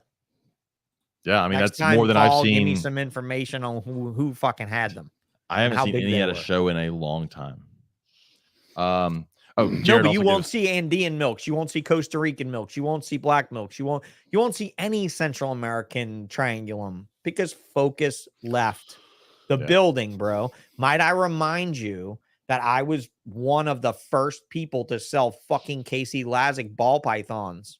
And the day that happened, I told Celia, we need to get as many non-ball python species as we can, because this fucking shit is nuts. When a guy like Casey, who I thought would probably never trade Australian pythons for painting the walls, got into ball pythons, I'm like, fuck it. It's done now. This shit's going to make room for ball pythons. Shit's going to go downhill, and species are going to get rare as fuck, right? Dude, I could tell you that, like, I'm pretty sure Brittany Gobble was one of those people that was walking around the Arlington show when she was nobody, and was one of those people that was like, I love these Angolan pythons, when I'm like trying to give them away for 175 to 200 bucks a piece.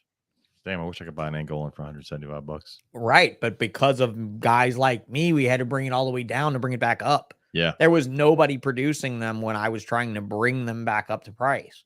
That's so every year when we'd make them, we'd just sell them for more. I'm adding that to this list. I think it's already Angolan pythons, hands down Angolan pythons, especially since it's the missing link between the species one of your bonehead listeners that mentioned African rock pythons mentioned.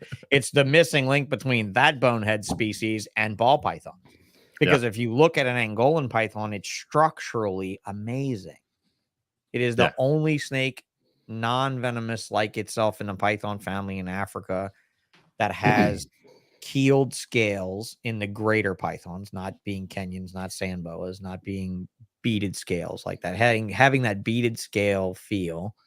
It's also got a ball python head, but it's got the spinal structure of a Malurus. Yeah, and it moves like a ball python. Fall up. Right. A ball python has a spine like a blood that goes to a point. A Burmese has a divot in the middle of its spine. A Malurus, a Seabay, a Burm, an Indian, a Ceylonese, they all have it. They all have a divot in their back. And the Angolan has the divot.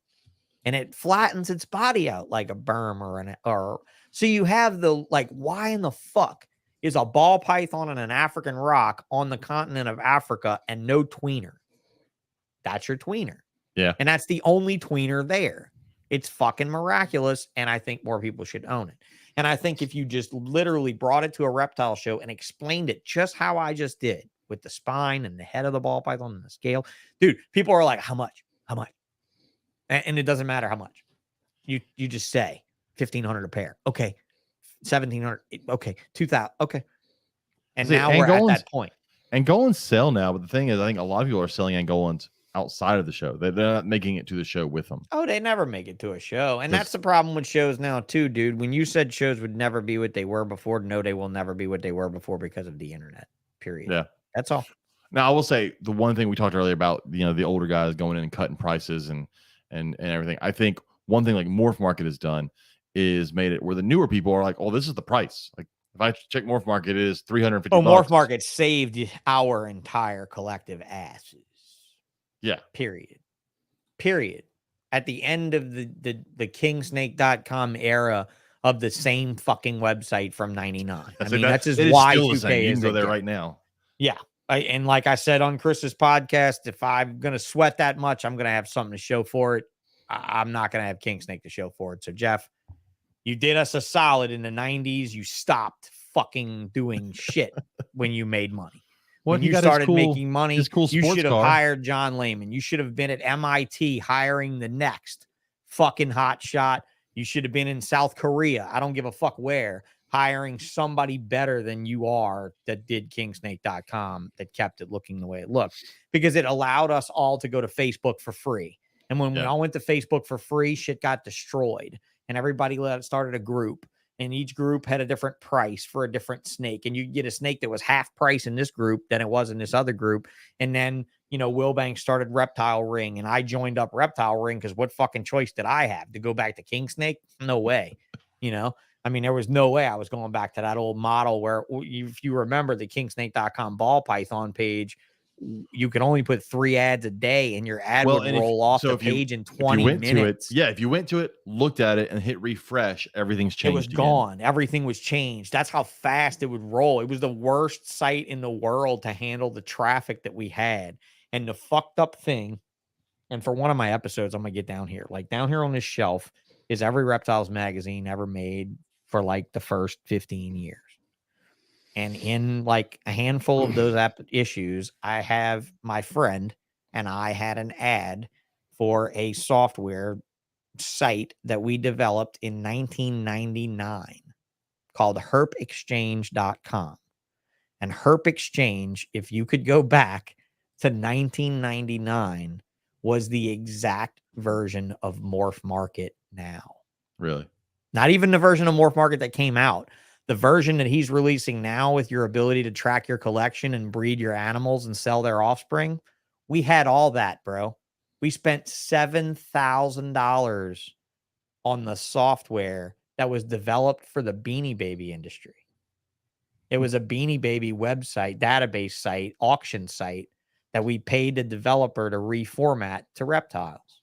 And it had the ability for you to track your collection because Beanie Babies tracked the collection. The only thing we added in there was the breeding aspect, that it would generate out numbers and stuff. It would do all that.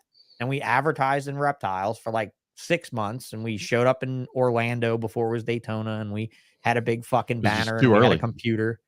Dude, we had it. The Herp Exchange website was debuted at the first and only reptile show was in Orlando before it was Daytona, the biggest reptile show in the world at the time, in 1999 on an old computer with a regular CRT monitor. Remember the deep monitors with the curved tubes? Everybody remembers a regular old CRT monitor. I have photos of that on the table still from us debuting that website. It was so fucking far ahead of its time. Maybe BallSh was ahead of its time, right? Morph Market is maybe Reptile Radio is ahead of its time. Yeah, Morph Market changed it. It fixed it. It righted it. It's just a shame that we didn't have Herp Exchange in 2014. Yeah. You know? But then John still would have kicked our ass. We got this long list here. I'm trying to get through. Oh, you got a long list? It's I got a long list. Jared, so Jared Dole, he gave us like a whole list of things. He goes, Cuban false chameleons. I agree. Those are a cool one. As much as I like chameleons, I think Cuban false chameleons, although not a chameleon, would be a good alternative to newcomers. Okay. Crocodile geckos, green-keeled lizards, bumblebee toads. I don't know that one. Rhino iguanas. I think rhino iguanas are the best. Well, any cyclorid iguana. Let's just go to cyclorid iguanas. From iguana to cyclorid iguanas. Let's go from an adult male that can be a pet dog to an adult male that's generally territorial and wants to bite your face. Greens were the worst option when it came to all of the iguanas. Other than albinos. Albinos are placid as fuck because they're blind. They are. I mean, that's why I bred albino iguanas. They're fabulous, amazing pets. A full-grown male albino iguana, untamed, unplayed with. You can walk right up to it over your head, and it will not try to attack you. It will not whip its tail at you. It will not lunge at you. It will not treat you at all like any other iguana mutation will treat you. Well, any of the, I agree. Blind. Any of the rhino iguana or rock iguana, those guys, that's great. Not pectinata. You almost said pectinata, not pectinata. Not pectinata? You don't think so? No, not Tenosaurus. That's Tenosaurus. That's spiny-tailed iguanas. Those are not cool. Spiny-tailed iguanas can be friendly, but like in the way of like the banana pectinatas are genetically tame. You go up on a regular pectinata like that, bro, you're going to get fucked up. Okay, regular pectinata is a beast. A spiny-tailed iguana is probably the most aggressive of, in my opinion. Ty might disagree, but then again, Ty would probably pick up bananas and be like, "Bananas, yes, Sean, all day long." Every other pectinata, no. Bananas are naturally tame, but Tenosaurus, that whole genus of iguanas, I would not put with cyclorids. Cyclorids are almost where black-headed pythons are to me, in the realm of they have no real fear. Yeah. Like, they're not really fearful. They're like, bro, I'll fucking own you. I ain't afraid of you. Play with me if you want to. Feed me by hand if you want to. I mean, I'm not going to try to bite your finger. I might accidentally. But now, like a black-headed python will never try to, like, and that's another thing. Black-headed pythons are hard to hatch, but they're phenomenal animals. They They're cool. They're a cool snake. Everyone should own one. Everyone should own one or have the response of one that's never been played with. Because what you could do is you could come in and you could open the cage and you could surprise one and it could just lay there.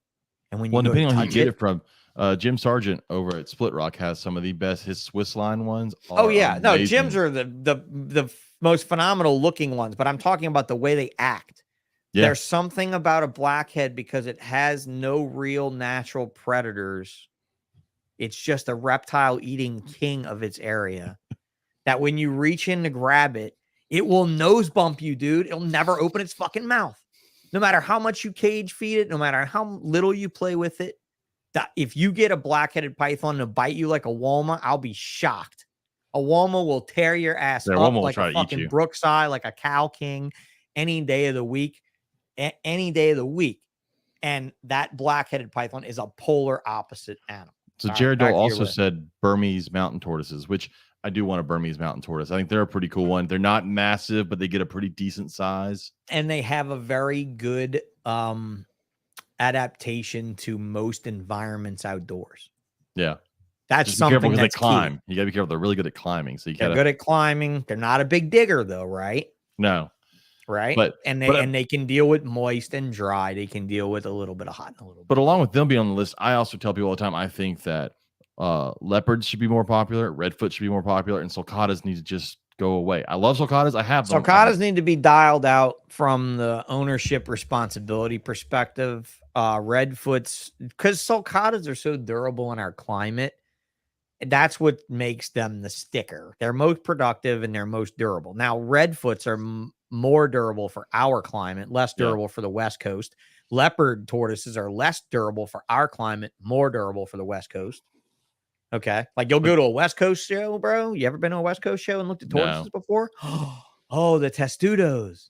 Oh, the testudos come like crawling out of the fucking woodwork, bro. You want to see all the cool Greeks and Egyptians and all that neat shit? Got to go west for that because they all like it dry. Florida's just too wet. You just don't see that many testudo breeders anymore in Florida. But dude, you go to a West Coast show and be like, wow, it blow your mind. It's a shame. Sulcatas get sold like Sulcatas get sold like they're a great beginner tortoise because you can produce so many of them. Redfoots are so much better. Burmese are so much better. Sulcatas are the worst. They're the worst diggers. If they could see out of their enclosure, they can dig. That's the one thing about sulcatas. You got to keep them blind to the outside world. So I'll have to slightly disagree. I used to believe that until I didn't do it for mine. But what I did do is I gave them a giant bunker, a giant concrete bunker for them to go in. And it's dark. And if they want, you basically made a burrow for them. Exactly. Right? Yeah, and that's really responsible keeping there too. You know, if I was to do sulcatas again, I would do it here with hay bales, and I would just make a big prism out of hay bales. Yeah, the people that don't give them a place to go wonder why their damn tortoise dug under their house. I'm like, well, because you didn't give it a place to go. That's exactly. That was and the seeing out is definitely a motivation for them a lot of the times. You know, I mean, especially big females that are in a limited space to lay eggs. I agree with. Yeah. Sean McCarthy. I love how no crocodilians have come up yet. No, I love how caiman and fucking American alligator morphs and shit have. Sorry, Greg. Which, by the way, let's pray. Let's all hope for Greg. We'll talk about that in a little bit. I do want to mention that. Sean McCarthy said olive pythons are cool. I guess that's. I mean, yeah. Well, you mentioned Papuans earlier. Papuans, cool. Yeah. I think people need to know similar but different. It's like the one thing that you listed that I'm like, oh, I know what that is, and I'm not having to sit over here and Google shit because everyone knows carpets and there's so many other cool. But there's so many other cool pythons in that area. I do think pretty much any of the pythons that are not. Oh yeah, I mean, look at Bathroculus. I mean, ring pythons. Ring pythons were in the 90s. They were the heralded mecca of snakes, and then everybody you talk to was like, I don't want one of those. Why not? Because they don't. I love that he shifted from scientific name to regular name. Like I'm still gonna know what the fuck that is. You know what a ring python is? They're the ones that start out really pretty bright. I'm gonna Google it so that I know. They're orange and black. They're beautiful. They're beautiful babies, and they are. Y'all throwing out so much. I'm pretty ugly. Like it sounds. Ironically, it's the only python with the scientific species name is boa. Is it really?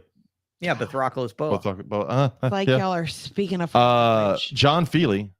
Fuck John Feely. But he said Said long nose. They're such a cool colubrid. They have lots of variation. That's a killer colubrid. It's so underrated. Good call, John. I want to go out Texas west and find them. snakes. You know what I saw? They look so fucking cool, man. They are Texas cool. We saw this at a show, and I'd never seen it at a show before. The vine snakes. Oh, vine snakes, yeah. Yeah, Asian vine snakes. The problem with them is they need to eat anoles. Yes, but I've heard that South American vine snakes can eat frozen thawed. They will eat frozen thawed. So because that would be cool. It looked cool. There's a South American vine. No, what vine snakes am I talking about? There's the Asian vines. The Asian vine snakes. Those are the ones that want to eat lizards or fish. Yeah, those are. Yeah, I got no clue what I saw. But there's a larger South American vine that will eat frozen thawed, and that's I think that stuff's fun. Is that what that arboreal stuff's fun. We saw Asian vines. And they're a pain in the ass. Will Cunningham said rosy boas because of their size, color variation. Now back to the dude. That was a huge thing in the 90s. Will, that was a huge fucking thing in the 90s. In the 90s, mid to late 90s, rosy boas were hot as fuck, and you couldn't go anywhere without somebody having like tricolors, gray bands, mountain king snakes, and those.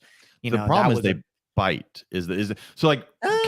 Well, I mean, they're more apt to be aggressive than like Kenyans, I think. Yeah, of a similar type. Well, Robert, you saw a post where someone they had bought one for their kid or something, and it was biting, and they were surprised. Everybody's like. Well, because the pet store told him it was a great snake for an 8-year-old, and it was biting the shit out of their kid, so they were looking to trade it for something else. Yeah. So, but I do love rosies as a snake. You just have to understand that they're probably going to be nippy. I've got 4 in the other room, and if I reach in to grab any of them, they're going to grab me. And this is back like in the earlier days when like professional breeders, Stephen Karen Osborne, were in the spotlight, like VPI was in the spotlight, like all these old names from the spotlight. And they had these pretty colored price lists that they would send out. And granted, they had their own ability to steer the marketplace then, right? I mean, really, if you put out like if you were Pete Call and you put out a full color like flyer that people would send you stamps for, in other words, to send to them, you were able to drive the market. Like you were able to basically be like, this is it. This is what I'm selling it for. And you'd be crazy not to buy it because there's a bunch of other people that got this list just like you. And if you don't hurry up, you gotta hurry up and get that off the list. Right. Because there's no pictures. There's no pick the one you want. There's send me a deposit for one of the ones and I will send you what I have. Want. Yeah. Right. Well, and that's what you get. I mean, I sent Casey Lazick $750 for my first pair of jungle carpet pythons when I was 17 and sent it to him no idea what they were going to look like. No idea what they were going to look like, but that they were going to look different so I could tell them apart because I couldn't sex Morelia back then. Well, I didn't have the balls to sex Morelia back then because I didn't want to. I was really good learning how to pop snakes young, but probing snakes was something that eluded me for a long time that I didn't see. I can probe, so. I can't pop worth shit. Right. Well, I think it's just the skills we learn. Yeah. You know? But back then these guys had the ability to just really make you want stuff, and rosy boas were on that spot. Miller Radovich also threw rosy boas on this list. Carter Kruger said Amazon tree boas. Yeah, any Corrales really, but cool. They have their moments, bro. I mean, they come finicky. And go.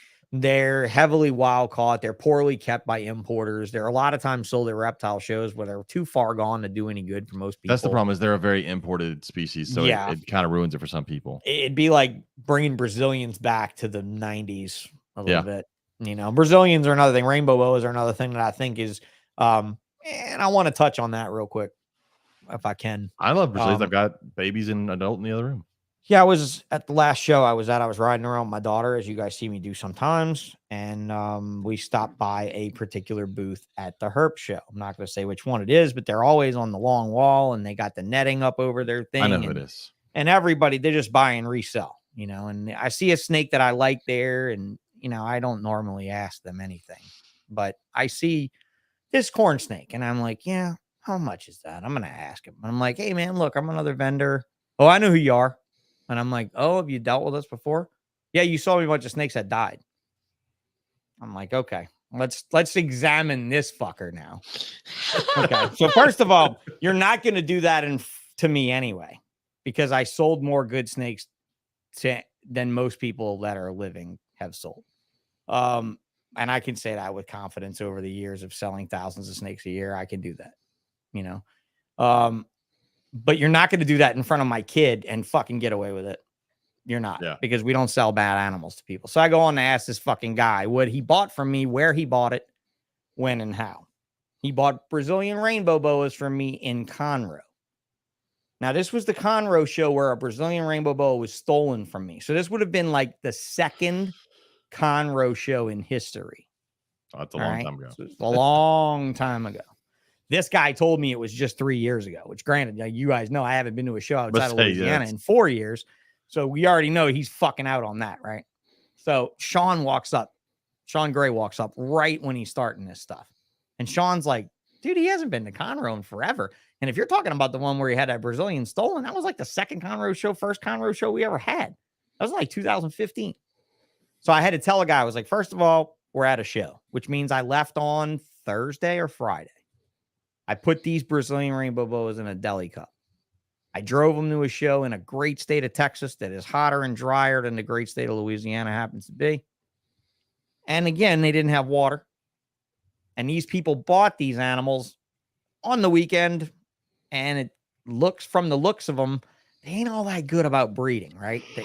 From the looks of them, they're just buying and reselling. Like they're going to show. What color was the tablecloth of this? Yellow. No. Okay. Just that's all I wanted to know. Yellow. That's all. Yellow. I need us to get back on track. We are okay. Back on track. Anyway, but rainbows, these like people, I've said before, you got to keep them wet, or else they will go die. to tell me that I sell them bad snakes when we sell them Brazilian rain. This is why I stopped selling Brazilian rainbow boas at shows. Because by the time I bring a Brazilian to a show and you get the Brazilian home and you didn't water it Sunday night, it's gonna die. I was telling you, the baby Brazilians are tricky. You've got to keep them It's hydrated. terrible. It's awful. It's terrible. And they've been the adults are so much tougher, but the babies, they've been out, and it's like, and that's the thing. Like we tell people, like bring them out as soon as you get them home, hydrate them. We make a point of this. I've been selling Brazilian rainbow boas at shows for 15 years or more. Actually, now it'd be more like 18 years that I've been breeding Brazilians and selling them shows. And I told the guy, I said, you know what, dude? Back then, we got into high-end Brazilians so that people wouldn't kill them anymore. Yeah. That's why. Because you know how many $7,000 hypos I sold that people killed? None. Dave Collins did very well at Rainbows R Us. I love Dave he's doing Collins very stuff. well today. Yeah, he's right? still. And he's still around, right? I mean, Dave's still around, and he founded that whole collection of animals he got from me and Celia. And I mean, like, amongst other people, not just us, but a lot of animals from us. And it's like, dude, nobody ever killed some high-end snake. No, we went to a show and you didn't know what the fuck you were buying. And it's my fault. So here I am with my little girl getting accosted by someone who obviously did not know what they were doing at the time. And I asked him in turn, do you sell baby Brazilians at shows? You know what he said? No, I stopped doing it. Yeah, because they'll die. If I'm like, what? Well, how come I'm a bad guy in front of my kid to you because I sold you a bad snake? No, sometimes you need to tell somebody like that they don't know what the fuck they're doing, or that at that time they didn't know what the fuck they were doing. Maybe they know what they're doing now, but back then they didn't know what they're doing. And the last thing you do is confront a person like that. When I agree that experience. Rainbows are an underappreciated one Yes, I but think you should pay incredible incredible caution to how you vend them. Yes. Is what I was going on about, because that story sticks with me, because Tom Burke, I don't know if you know this, but Tom Burke started in this hobby as one of the #1 Brazilian rainbow boa producers in the world. And he told me, case in point, I stopped when they went below 350 because that's when people started killing them with impulse buys. Yeah, I have. I sold some this past year, but when I would take them to shows, they were in the display case with like you normally couldn't see them because there was so much moss in there to keep it nice and wet. That's good. And that's good. We did not display that way because I don't think you have to display them that way if you're conscientious to tell people about soaking them and hydrating them and stuff. Like I we just was always always worried they were going to dry out on the way there and is. home. That was always my fear, and so I kept them wet. But yeah, I sold, we kept wet towels in there on the way there. Oh, we definitely keep wet towels in the display on the way there. We don't talk about dropping below 350. I sold one for 500 this year, which amazes me because I remember when I bought my original male. The quality's there, bro. Yeah. I've got some in here that are definitely Bill Lamar hybrids that have Peruvian in them. You don't see Peruvians very often. I remember you don't see Peruvians at all because they just don't exist. You've got Brazilians that are close. Just look for Brazilians that are really red. Yeah. Because you know who's got them? And I got these from him is Junior. So we all call him Junior. Fucking gecko guy. Oh, it'll come to me. But anyway. Kelsey Ross also said Antaresia. Oh well, yeah, cool. That's near and dear to my heart. So you right talk now, about you like that one. Yeah, I'm big on Antaresia. We have children. I'm raising Stimson spotted, maculosa, and my crowning achievement is anthills. I'm very thrilled about my anthills. I had one children's and it hated me, and I finally got rid of it as much as I thought they were cool. They're pissy unless you mess with them. My old girl is super friendly, but like you said, dude, she's 26 now. So yeah. Darren Watson said rough scale sand boas. I have rough scale sand boas. I think they're underappreciated. Man, they're an awesome sand boa, aren't they? At the last Herp show, actually, I got some on a trade. I did. I got them from Terry Uring. Yeah, Mr. Terry Uring, Dixie Reptiles. I have one from him. They're an awesome sand boa. Those are underrated, and the Indian sand boa is underrated. Any of the sand boas that aren't Kenyans are underrated, especially the egg-laying ones. Well, Saharans, you can't fucking cool. Not Saharans, the Arabians you can't find. Those are the really cool with like a stock puppet. You can't find those anywhere. Yep.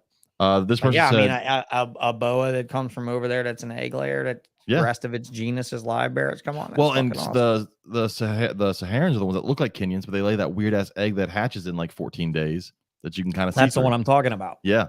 And then the Arabians also lay an egg, but it goes longer. They lay the strange eggs because that's when East Bay Vivarium had those back when Celia, my ex, had she worked for them when she was in college at Berkeley. And right after she left, like the year after she left, is when they proved that out and wrote the whole paper on it. Like nobody ever knew that shit on one of those species. Nobody ever knew until East Bay was like, "What the fuck is that?"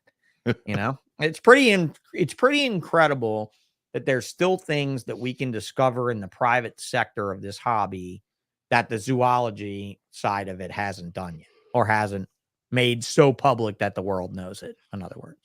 Well, because we can put things in so many more hands and have so many more eyes on it than they can. In so many different settings and so many different, like, look, if dry's not working, we can try wet. If wet's not working, we can try dry. That's where guys like Frank Reedus and them learned their real tricks of breeding these giant monitors and things like that, was working at zoos where they were so fucking frustrated that they couldn't get anything done. They were just moving animals from cage to cage to see which one did the best. So there's a few more other ones on there, but that's most of the list. I do want to talk about a pretty good broad list. Yeah, but no crocodilians anywhere. No crocodilians. No monitor lizards anywhere on it. No, which is a shame because I think Odatria need to be on it. I really Odatria is all dwarf monitors that follow the goanna shape from Australia. Like Kimberly Rocks. I love Kimberly Rocks. Correct. Yeah. Kimberly Rocks, Ackies that most people know as the number one Odatria in pets. It's the Acanthurus, Storai, Kimberly's. Yeah, I wish those would catch on more than cheap ass Savannah monitors. Well, cheap ass Savannah monitors are farmed in cheap ass Africa where cheap ass ball pythons came from, and unfortunately, the only morphs that have been brought in for Savannahs have only been the amels, and most of them, if not all of them, died in the Pro Exotics fire. Oh, really? Yeah. Barchak's collection was there. But so we brought up earlier, we mentioned Graziani. That was all over Facebook. So I got a phone call from Daytona when somebody that I know talked to a woman that Greg used to date named Claire. And I haven't talked to Claire or Greg in many years since I did the podcast down there. Actually, it was right about the time he started seeing Claire, and I hadn't talked to her in a while. But apparently, Greg suffered a bite from a pretty gator. Vicious one. That was fairly bad, and I'm not sure how extensive the damage is. I saw a thing where it said they had to amputate the limb and then reattach the limb. And I've seen pictures. It looks like they've reattached it and they worked on nerve stuff. So it looks like it's he's got the arm back, but right. I haven't reached out to see. Fucking bad pun. Sorry, guys. I say them all the time in the wheelchair.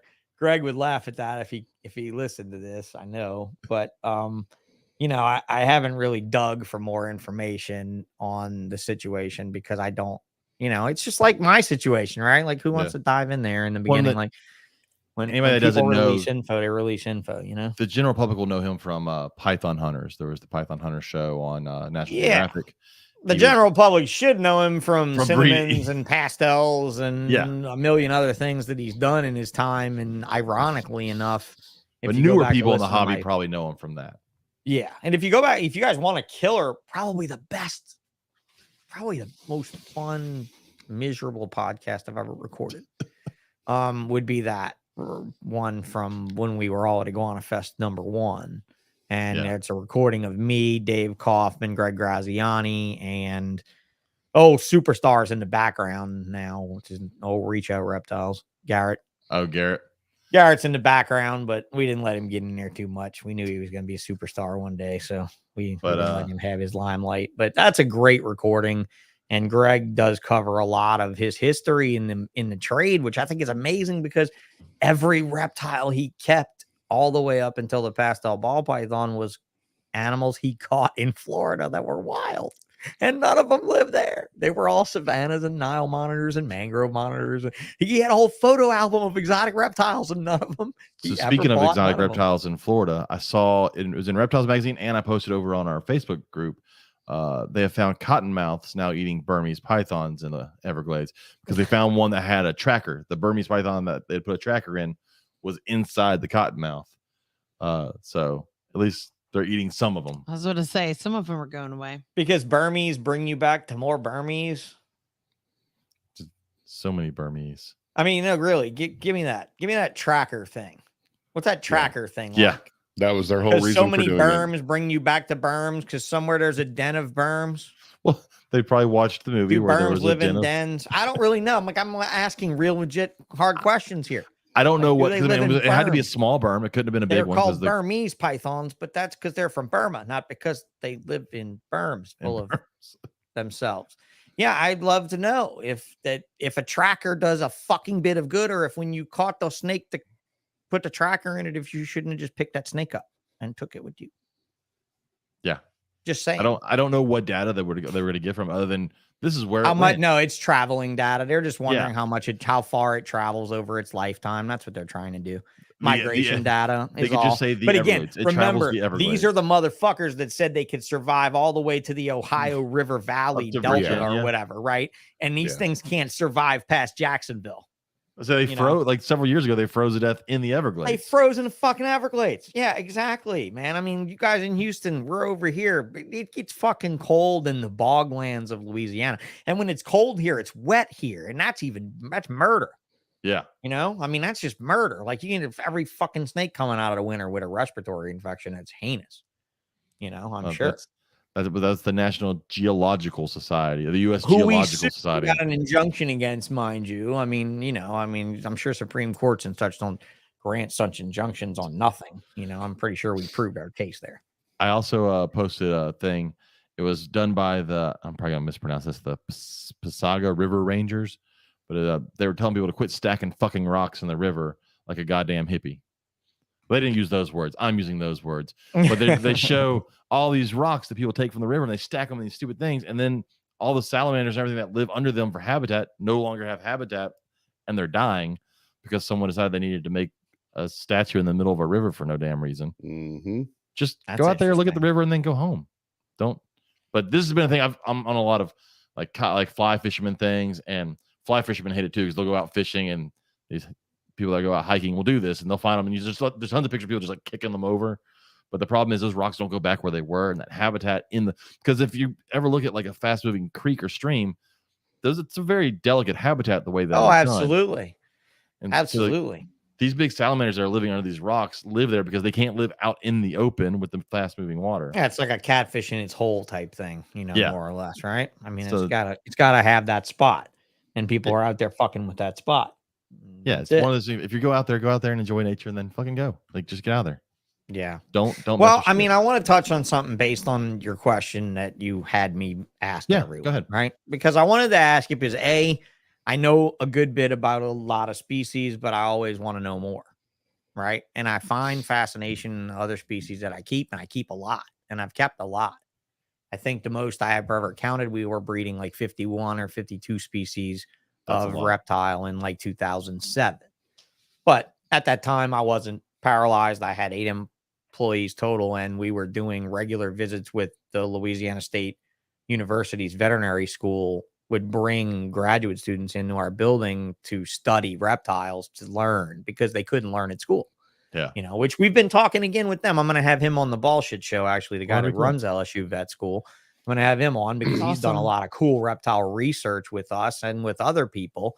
And like interesting stuff, like pulling corn snakes and trying to do artificial insemination and trying to cryopreserve sperm in reptiles, freeze it so that we can learn how to animate it and, you know, use it later to try to advance, you know, conservation and morphology as well. Right. I mean, like, I think that technology has a place in the private sector and in conservation, not just in conservation.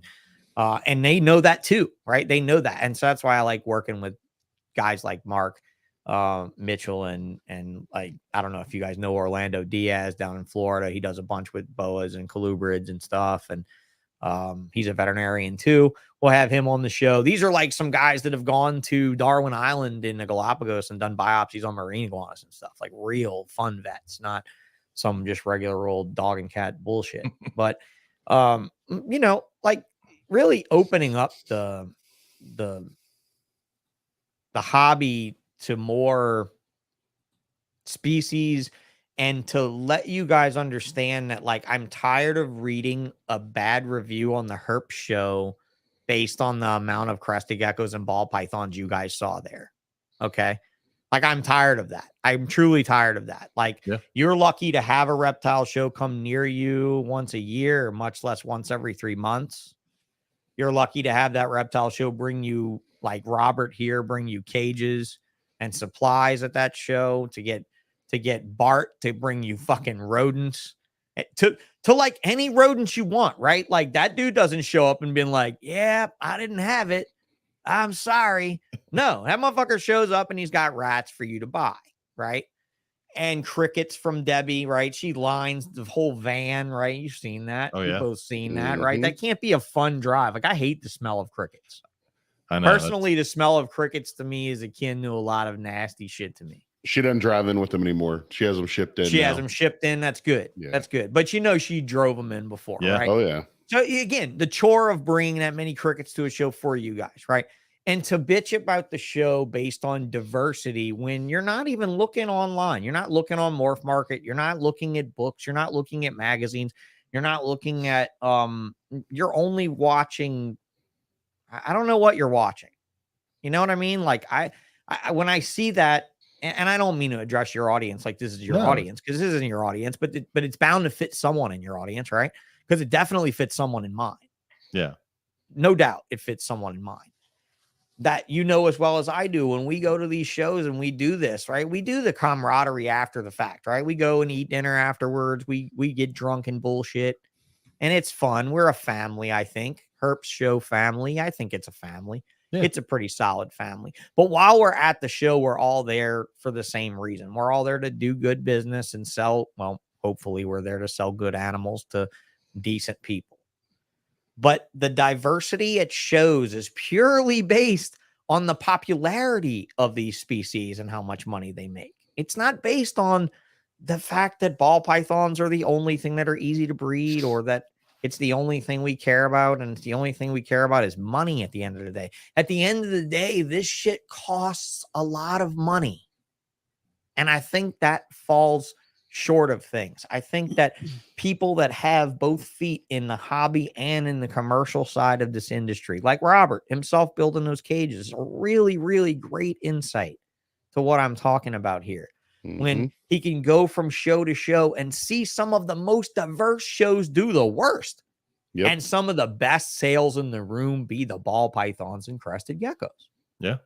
But at the end of the day, these are entry level things. And that's why I was telling you I wanted to do like an off-topic Tuesday on BallSh, to where I can introduce the ball python listening crowd to other shit. Just like I did at people need to know they shows exist for years. Right. Just like I did with Angolan python. Wait a minute. You mean I can keep it in a ball rack? Yeah. Keep it in a ball rack. You can keep any gopher snake in a ball rack. Dude, killer gopher snakes out there filling up a ball rack. You can grow a lot. Amazing gopher species out there right now. Yeah. The And morphs morphs, and insane. Dude, just the Christmas mountain Sonorans I have in the other room are prettier than most of the animals I fucking own. And it's a locality specific North American reptile. You know, gray banded king snake, same thing. I just sold my last Alterna because I had 4 females and I never found a male suitable enough for the quality of the 4 girls I had. And to be honest, I picked them all up odds and ends from Don Shores over the years at shows as babies. Just raised them up to adults, put them up for a huge figure. I mean, an enormous amount of money. Like I was like, I'm not going to sell these. I'm never going to sell them. I'm going to love it. And I sold them all that afternoon. Yep. Because you just don't see them, you know? And so, yeah, I want to bring that to you guys. I want you guys to breed more species. I want you to bring more diversity to the scene and stop hating on ball python people and stuff like that so much about it, because they're not the problem.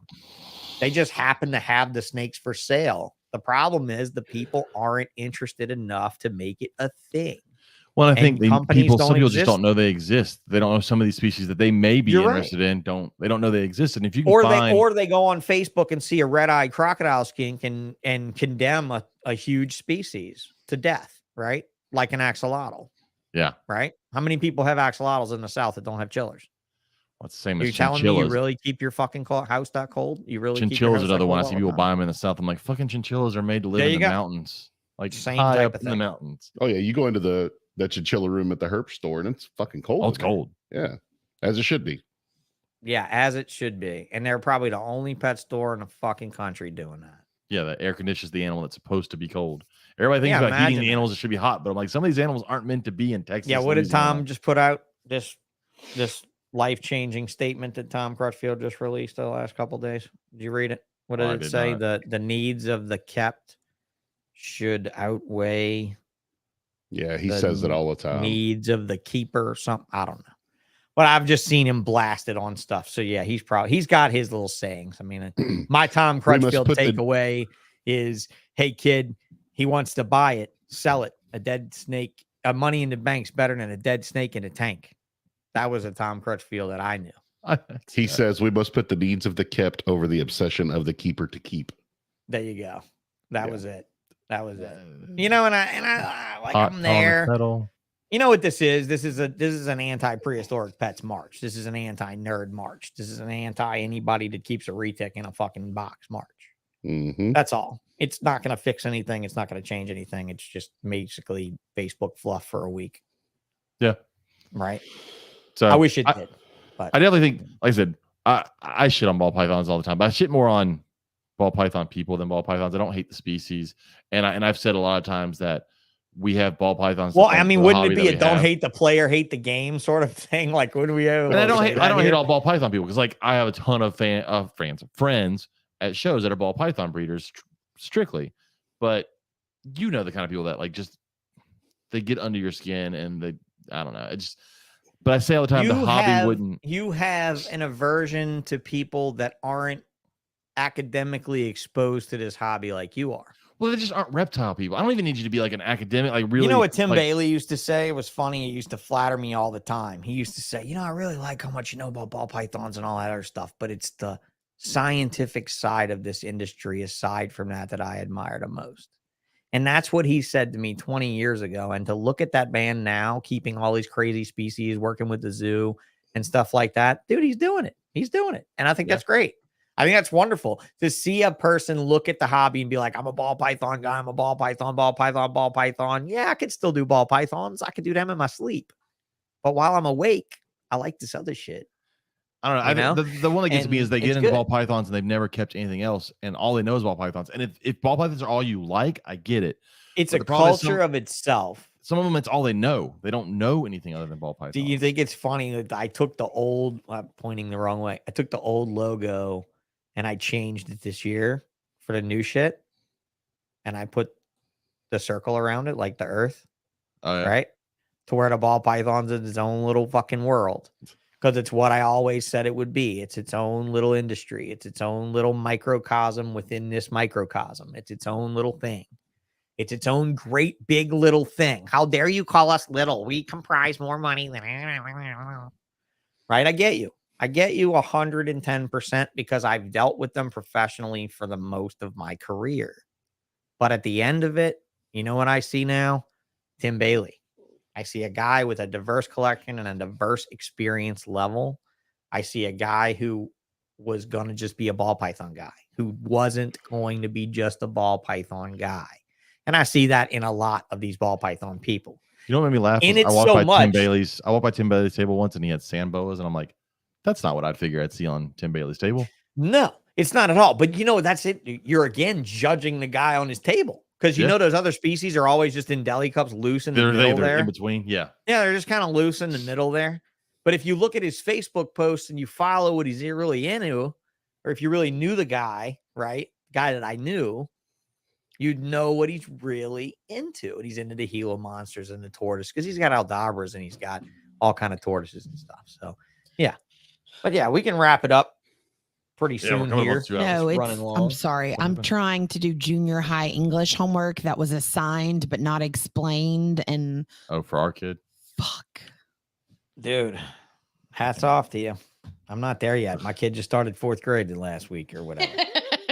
We're just now stepping into the big school thing. We're just now getting out of like the little baby, you know, we unload the car for you and shut the door behind you. Yes. She got out the car the first day and left the door open. And the teacher was like, shut the fucking door. You know, shut the door, kid. I'm not shutting it.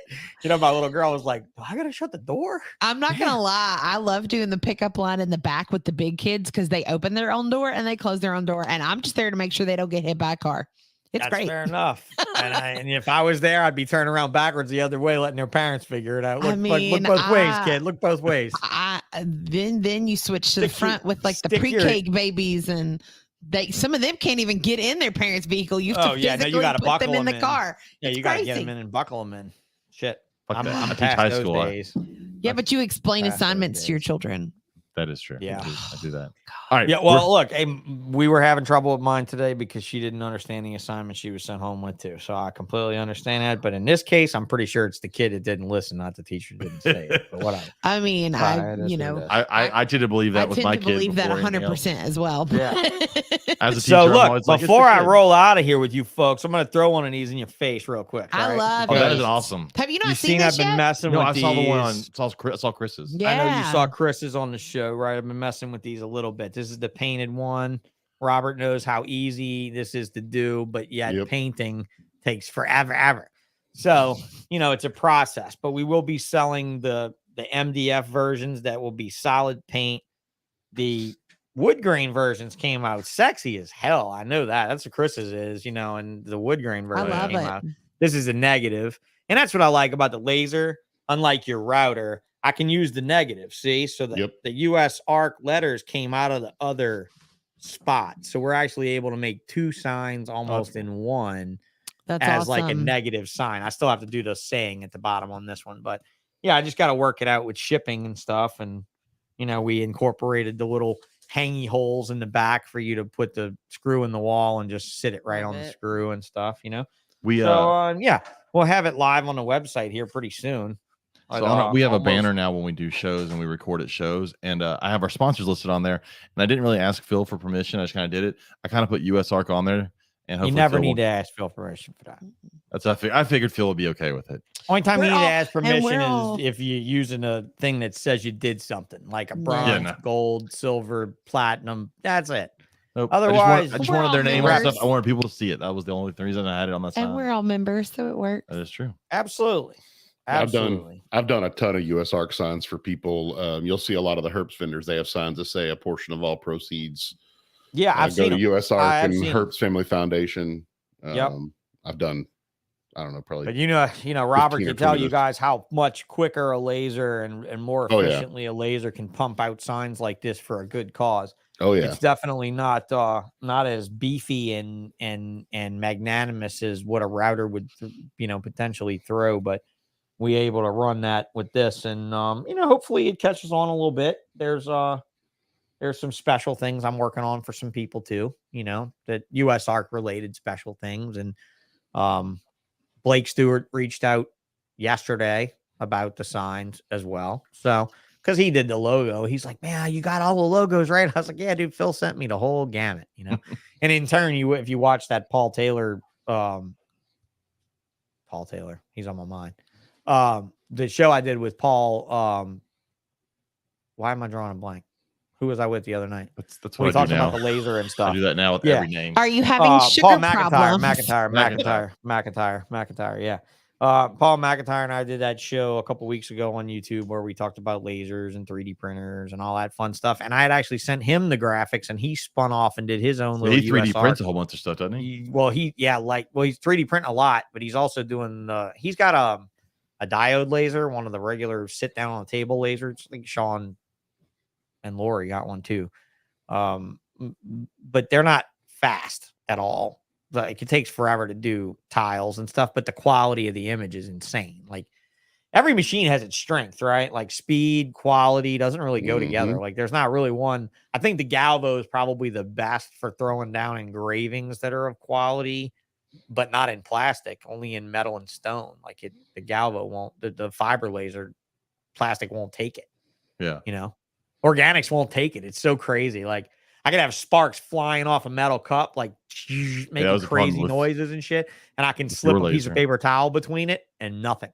Yeah. Yep. It just doesn't react. Yeah. It's a pain in the butt. But all right. So we got 2 hours. Yeah, dude. We did good. Make sure my kid gets her homework done. Yep. Oh, it's done now. It's done now. I had spent the last 45 minutes explaining to her what each box needed her to do, because she was like, all she did was assign it and tell us to get it done.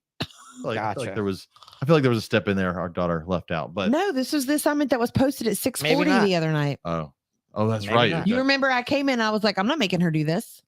Figure it out. Welcome to junior That's the new American learning. Figure it out.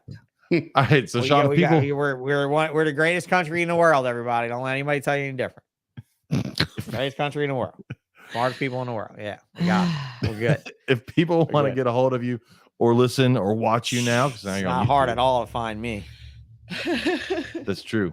Yeah, I'm being loud these days. I told you I told Chris, I was like, when I come back, it's gonna be loud as I can make it. So, I will say this. I mean, you still do listening to one with Chris. You still do hop in on top of your guests sometimes, but you've gotten better all the time. You've gotten better. I'm trying to do that less. But you also, and I said this to Chris after one of the Zoom calls, you are a kinder, sweeter Sean now than you were before. I am not at all a kinder, sweeter Sean. You are better. You are different. I am than you not were even before. remotely. I have just gone to a place where I love I love the fish hobby. I love what it takes to be in the hobby. I don't think very many of the hobbyists have what it takes to be in the hobby. And I think that really wears me because it ends up resulting in a lot of animal death. And I think that that's sad because they're just fish, right? Fuck it. Right. I mean, really, that's at the end of the day, that's their mentality. Yeah. They're fish, bro. Well, shit, people do that. Like, I go to the store and they got them on the heads on them still on the ice. Like, there's no cows in there with fucking heads on them, bro. Like, they're just fish, right? I mean, Jesus killed fish and fed the masses. You know, I mean, let's be honest here. Like, fish are not sacred, right? I mean, fuck them, right? I mean, crickets, they worship them in some countries, but fish, fuck them. Let them die.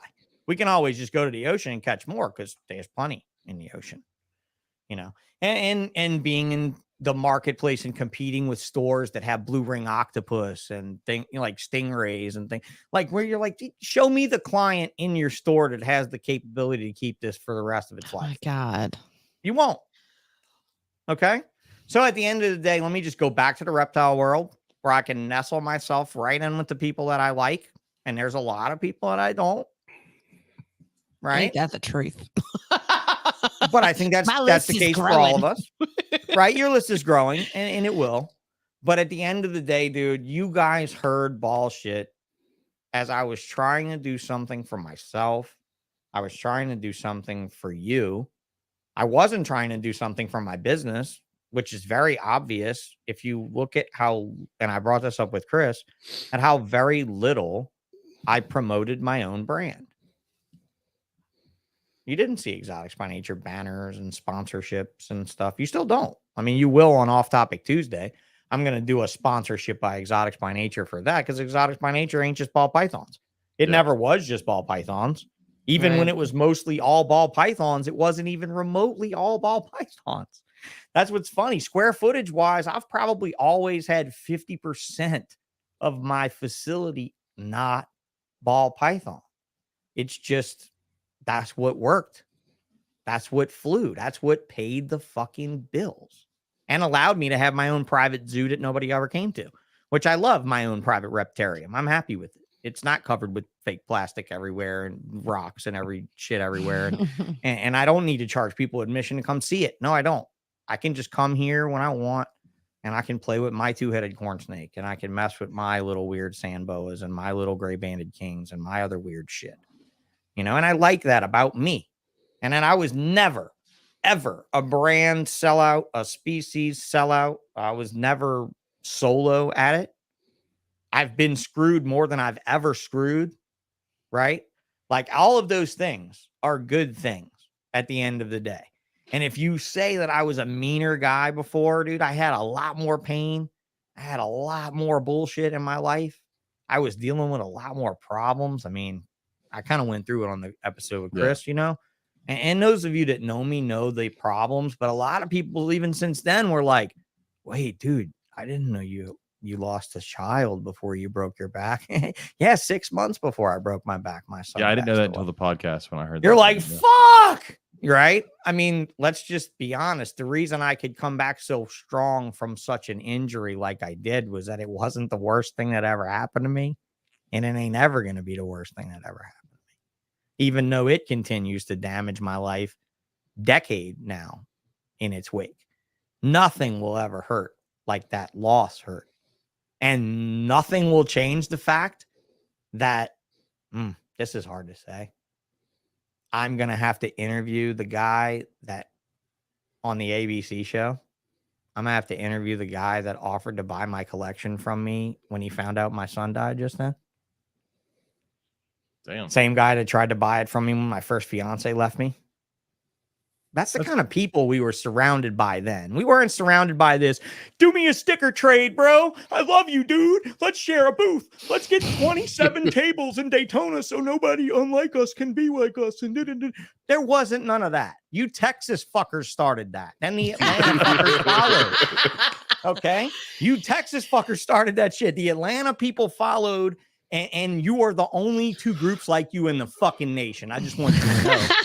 All right. I just want you to know you're the only two groups like you that will not skin each other's babies behind each other's backs, because the rest of us will skin your fucking children. I mean, because that's how it was. You know, the whole like meeting, like, you know, Jeremy Stone and Tom Burke and me and Celia getting together to do the one thing you can't do as Americans and price fix. Right. And Jeremy's like, I'm not going below 10,000. And Tom's like, I'm not going below 11. Let Jeremy be the cheapest. And I'm like, I'm with you, Tom. We'll be 11. We find out Jeremy's selling them for 7, telling all of his clients to tell us he's selling them for 10. Be like, dude, send me a receipt. I don't believe what you're saying. Send me a receipt. I get a receipt for $7,500. I'm like, what the fuck, Jeremy? What the actual fuck, dude? How are we supposed to collude? We can't collude. We can't even break a law. What do you expect a guy that sneaks snakes into a country through a pregnant belly? I mean, come on, dude. You know what I did when I saw that? I called him on the phone and I asked him if he learned how to smuggle animals into him. I said this. I said, please tell me all of you fellow Mormons don't think this way. And he said, what do you mean? And I said, you really learned how to smuggle an animal into the country by watching a fucking Jane's Addiction video? Been caught stealing once when I was 5. The dude goes into the fucking grocery store with a pregnant belly on and goes in the bathroom and stuffing all the groceries in the pregnant belly. And that's all I could see when I got the Interpol notice that Jeremy Stone was wanted. I'm like, dude, you know you've arrived, right? I mean, most breeders went and bought a fucking Rolex. Not Jeremy. He got a fucking Interpol warrant. Or you know you have arrived in the reptile community when you have a fucking Interpol warrant. I mean, Tom Crutchfield, there's a very few list of people that have had a fucking Interpol warrant. The police of the world want you, bro. That's pretty fucking serious shit. Like, that's validating as fuck. Like, if you're in the reptile community, you're like, let me tell you how hard it is to get an Interpol warrant. I had a guy that must be easy. I had like 6 warrants on for child abuse, serious like internet, and I couldn't get any. Fled to Europe, and we couldn't get Interpol to put a warrant on him. So it's not easy to get Interpol to put a warrant on somebody. Dude, it's not. But you steal a white boa from a country that never sent a boa out, and that's the fucking end of it. Yeah, it's not the stealing. It's not the dumb part. The dumb part is going, hey, Reptiles Magazine, can you put my white boa on the front of your Reptiles Magazine that I'm not supposed to have? And then everybody's like, oh, remember that video that floated around of those white boas in Brazil? Because the thing is again, this is a protected species that's got CITES on it that has all kind of ability to crawl in your ass. Like they have the ability to come in your house and take you down. And all. Like when an Australian species, they're like, do you have it? And I'm like, yeah, I bought it at a reptile show for cash. And I asked the guy if he obtained it legally. And he told me, yeah, he bought it at a reptile show for cash. Sorry, guys, you can't do shit. I'm keeping my pet. I love it. It's a bearded dragon. It's beautiful. I'm going to breed it one day and make millions of them all over America. And eventually they'll have incredibly ball-shaped heads and weird underbites and other weird fucking things that no bearded dragon in Australia looks like. That's because they didn't get snuck in a pregnancy belly. That's the trick. Right, exactly. I mean, well, let's face it. He didn't get the snake out with that. They got caught getting on the cruise ship with that shit. Him and his sister. That was weird thing as a sister. His sister posing as a couple that was pregnant got caught. And nothing must put you on a fucking watch list like going through a customs depot with an empty pregnancy belly. Right? Like nothing says watch that fucker like that. Like you're like, what do they just dress up for fun? Oh no, this is a role play thing. I met him on Craigslist. He said he only had a thing for going on cruises with pregnant chicks. And then you find out he's my sugar daddy and he wouldn't bring me otherwise. And then you find out the brother and sister, and you're like, it's maybe a good lie up of, oh, we were just seeing what it was like to come on a cruise ship as a pregnant couple. Like how we'd be treated or whatever. I don't know. Whatever. I mean, I'll talk about an embarrassing fucking moment in history. But yeah, this is it. But that's what I'm saying is back then we were at each other's throats and you don't understand that. And that's why I said what I said on Chris's episode, that we all had 5 snakes. And we all thought 5 snakes were the only thing that anybody wanted. So we all had the same 5 snakes. And I didn't even get to finish my little story on that panda pied, because the funny thing was the panda pied was only one snake produced by one guy. And it was only the one produced for many years. There were no more panda pieds produced. Ian's the only one that hatched that one. And that month that snake went for sale, had 7 of us trying to sell it all over the world. And the guy that ended up selling it transported it across the world and made like $1,500. And honestly, bro, I'm not going to throw risk at paying 15 grand for an animal to sell it to you for 16.5 unless you're at FedEx with me when we go pick it up. Yeah. I'm definitely not going to ship it to you in another country where I guarantee it alive and I put all that, you know what I mean? Like all of that bullshit that was going on for people. And I wasn't a reseller. I wasn't, but I had a huge shipment going to Europe and my client called me and he said, I want that snake. How much can you get it for? And I was like, Mom, you're not getting that snake, dude. You're not. Because whatever somebody's going to pay for that is going to be far less than what I'm willing to sell it to you for and take the risk. So, it was a different world, bro. It was. And honestly. And see, those are the kind of stories I think that people would want to hear. I think they do. And so I'm bringing it back. I got one of the guys that worked for Bob Clark as a buyer in Africa. I got him coming on. I got Stefan Broheimer coming on, who's done 50 years in Africa. You're going to put it out as an audio after the video, It'd be audio after. Yeah. All the ones that I've just done, I'm going to release here this week on audio. I just want to add something to it, So you can go check out BallSh, but it's with a yeah. So let me just say it this way. So like it's on every platform. I guess, are you guys on every platform? I'm sure you are. So Spotify and like every single platform. If I'm not on a platform you find a podcast on, please message me so I can get on it. I'd like to know if I'm not on it so I can be on it. But it's BallSh !T, because iTunes would never let me use the word shit in the name. Now the YouTube channel is /BALSHT, like the Patreon page and all that stuff, but whatever. I mean, there's a bunch of different ways of spelling it because I kind of locked myself into dude, it's a good name. It's a good fucking name. It's a great name. Considering the time I came out with it, surrounding the bullshit in the industry. Yours is BallSh, and you don't really have that many balls anymore. And Chris is Snakes in the Fat Man, and he doesn't have any snakes anymore. He has some. Yeah. Does he have snakes? He's starting. He's starting to add. I know he got frogs. I think he's got a couple of snakes, he said. Fuck right. And I still have 70 ball pythons, so I still have probably 80 nothing. or something. I still have way more than most people do, but yeah, but in the realm of what I had before, it's virtually none. All right. But yeah, that's it. I'm just trying to bring back the old stuff, mix it with a little bit of new stuff, try to complement what all of you are doing in your respective spaces without rolling on your toes. Gives me more stuff to listen to while cleaning cages and driving to work. Right. Yeah, and that's really where it's at for putting it on the podcast platform. I do think that you will get some things from BallSh coming from video. I think there are things that you're going to see, especially when we do some reviewing. Like when Stefan's on the show, he wrote this book on. Oh, it's green, so it's fading out in the green screen, right? Is that crazy looking? That's right, it's green. Yeah, it's a green book.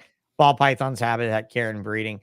This book is very thin, like it's more cover than it is pages. It seems like it's like a book my little girl got on the shelf from like first grade. Right, exactly. But I mean, the book was written early on. Like, I mean, its fucking book was written like I was looking published in like 2099. I was looking at the green books on your shelf. Yeah, 2001. And he published it himself, so the English is so broken. It's so fucking funny to read it. Like it's a German, and the Englishman, it's like I just joke with him constantly about that kind of shit. But I hit him up like a week and a half, 2 weeks ago, and I was like, bro, you know what? Everybody's been throwing like some really shady shit towards Dave Kaufman's ball python video. And I feel so bad because there's apparently all these people want to talk about the heyday of Africa with ball pythons, and yet Dave didn't do that on this video. So anyway, that'll be an interesting show. And I'll be flipping through the book on camera on a second camera, like I'll have a second screen up. Like your phone screens you guys have been buried in for the last 10 minutes. Not me. I'll have a second screen up because, like, look, dude, this guy actually has all the reproductive CITES data on ball pythons in Africa that they report. Crazy. Like all the clutch sizes and weights and things like this stuff matters. Stuff Chris says no one cares about. The stuff Chris said no one cares about, but I do think it does matter. Yeah. Because like in this and the cool thing is if they don't care about it, then they're not going to listen. So it's not a big deal. They'll listen to Chris in the boob tube. They'll listen to the tit show. Listen to like talk about motorboating or whatever the fuck he's demoralizing his female listeners and viewers with. But whatever, it's all good. Like I said, I'll be the lover boy that never was. This book, I believe, has the clown ball in it saying it's not genetic also. Well, that's interesting. Yeah, there you go. The so-called clown ball. This rather popular pattern variation is already being bred. Meanwhile, okay, yeah, they just bred it. Like the very first butter, like this is the African photo of the first butter. So like when Ralph Davis bought that animal from we gotta Noah, go, Sean. We gotta go. Yeah, that's it. So anyway, that's go. It. All right, I'm getting evil looks. That's fine. I will talk snakes all night, but I know that I haven't had dinner yet. So oh shit, you need to eat. Me too. Robert doesn't miss. Well, good night. Thank you guys for having me on. Thanks for coming on, Sean. Don't leave yet though. Yeah, hold on. No, I won't leave yet. People will talk a lot of shit about how much I talked and all that type of stuff, but if you've been around, it's okay. James talks a lot the fact that we have stories to tell, and that we can record them now for people that will experience them after we die. So let's do it. So everybody, thank you for listening. Oh, don't forget, anybody that's listening, to go check out our giveaway again on our Facebook page. All you gotta do is tell us your favorite tool in your snake room, reptile room, whatever, and you're entered in for the giveaway, which you have about a week left on that. So thank y'all for listening. Sean, thanks for being on. We will be back next week, and good night.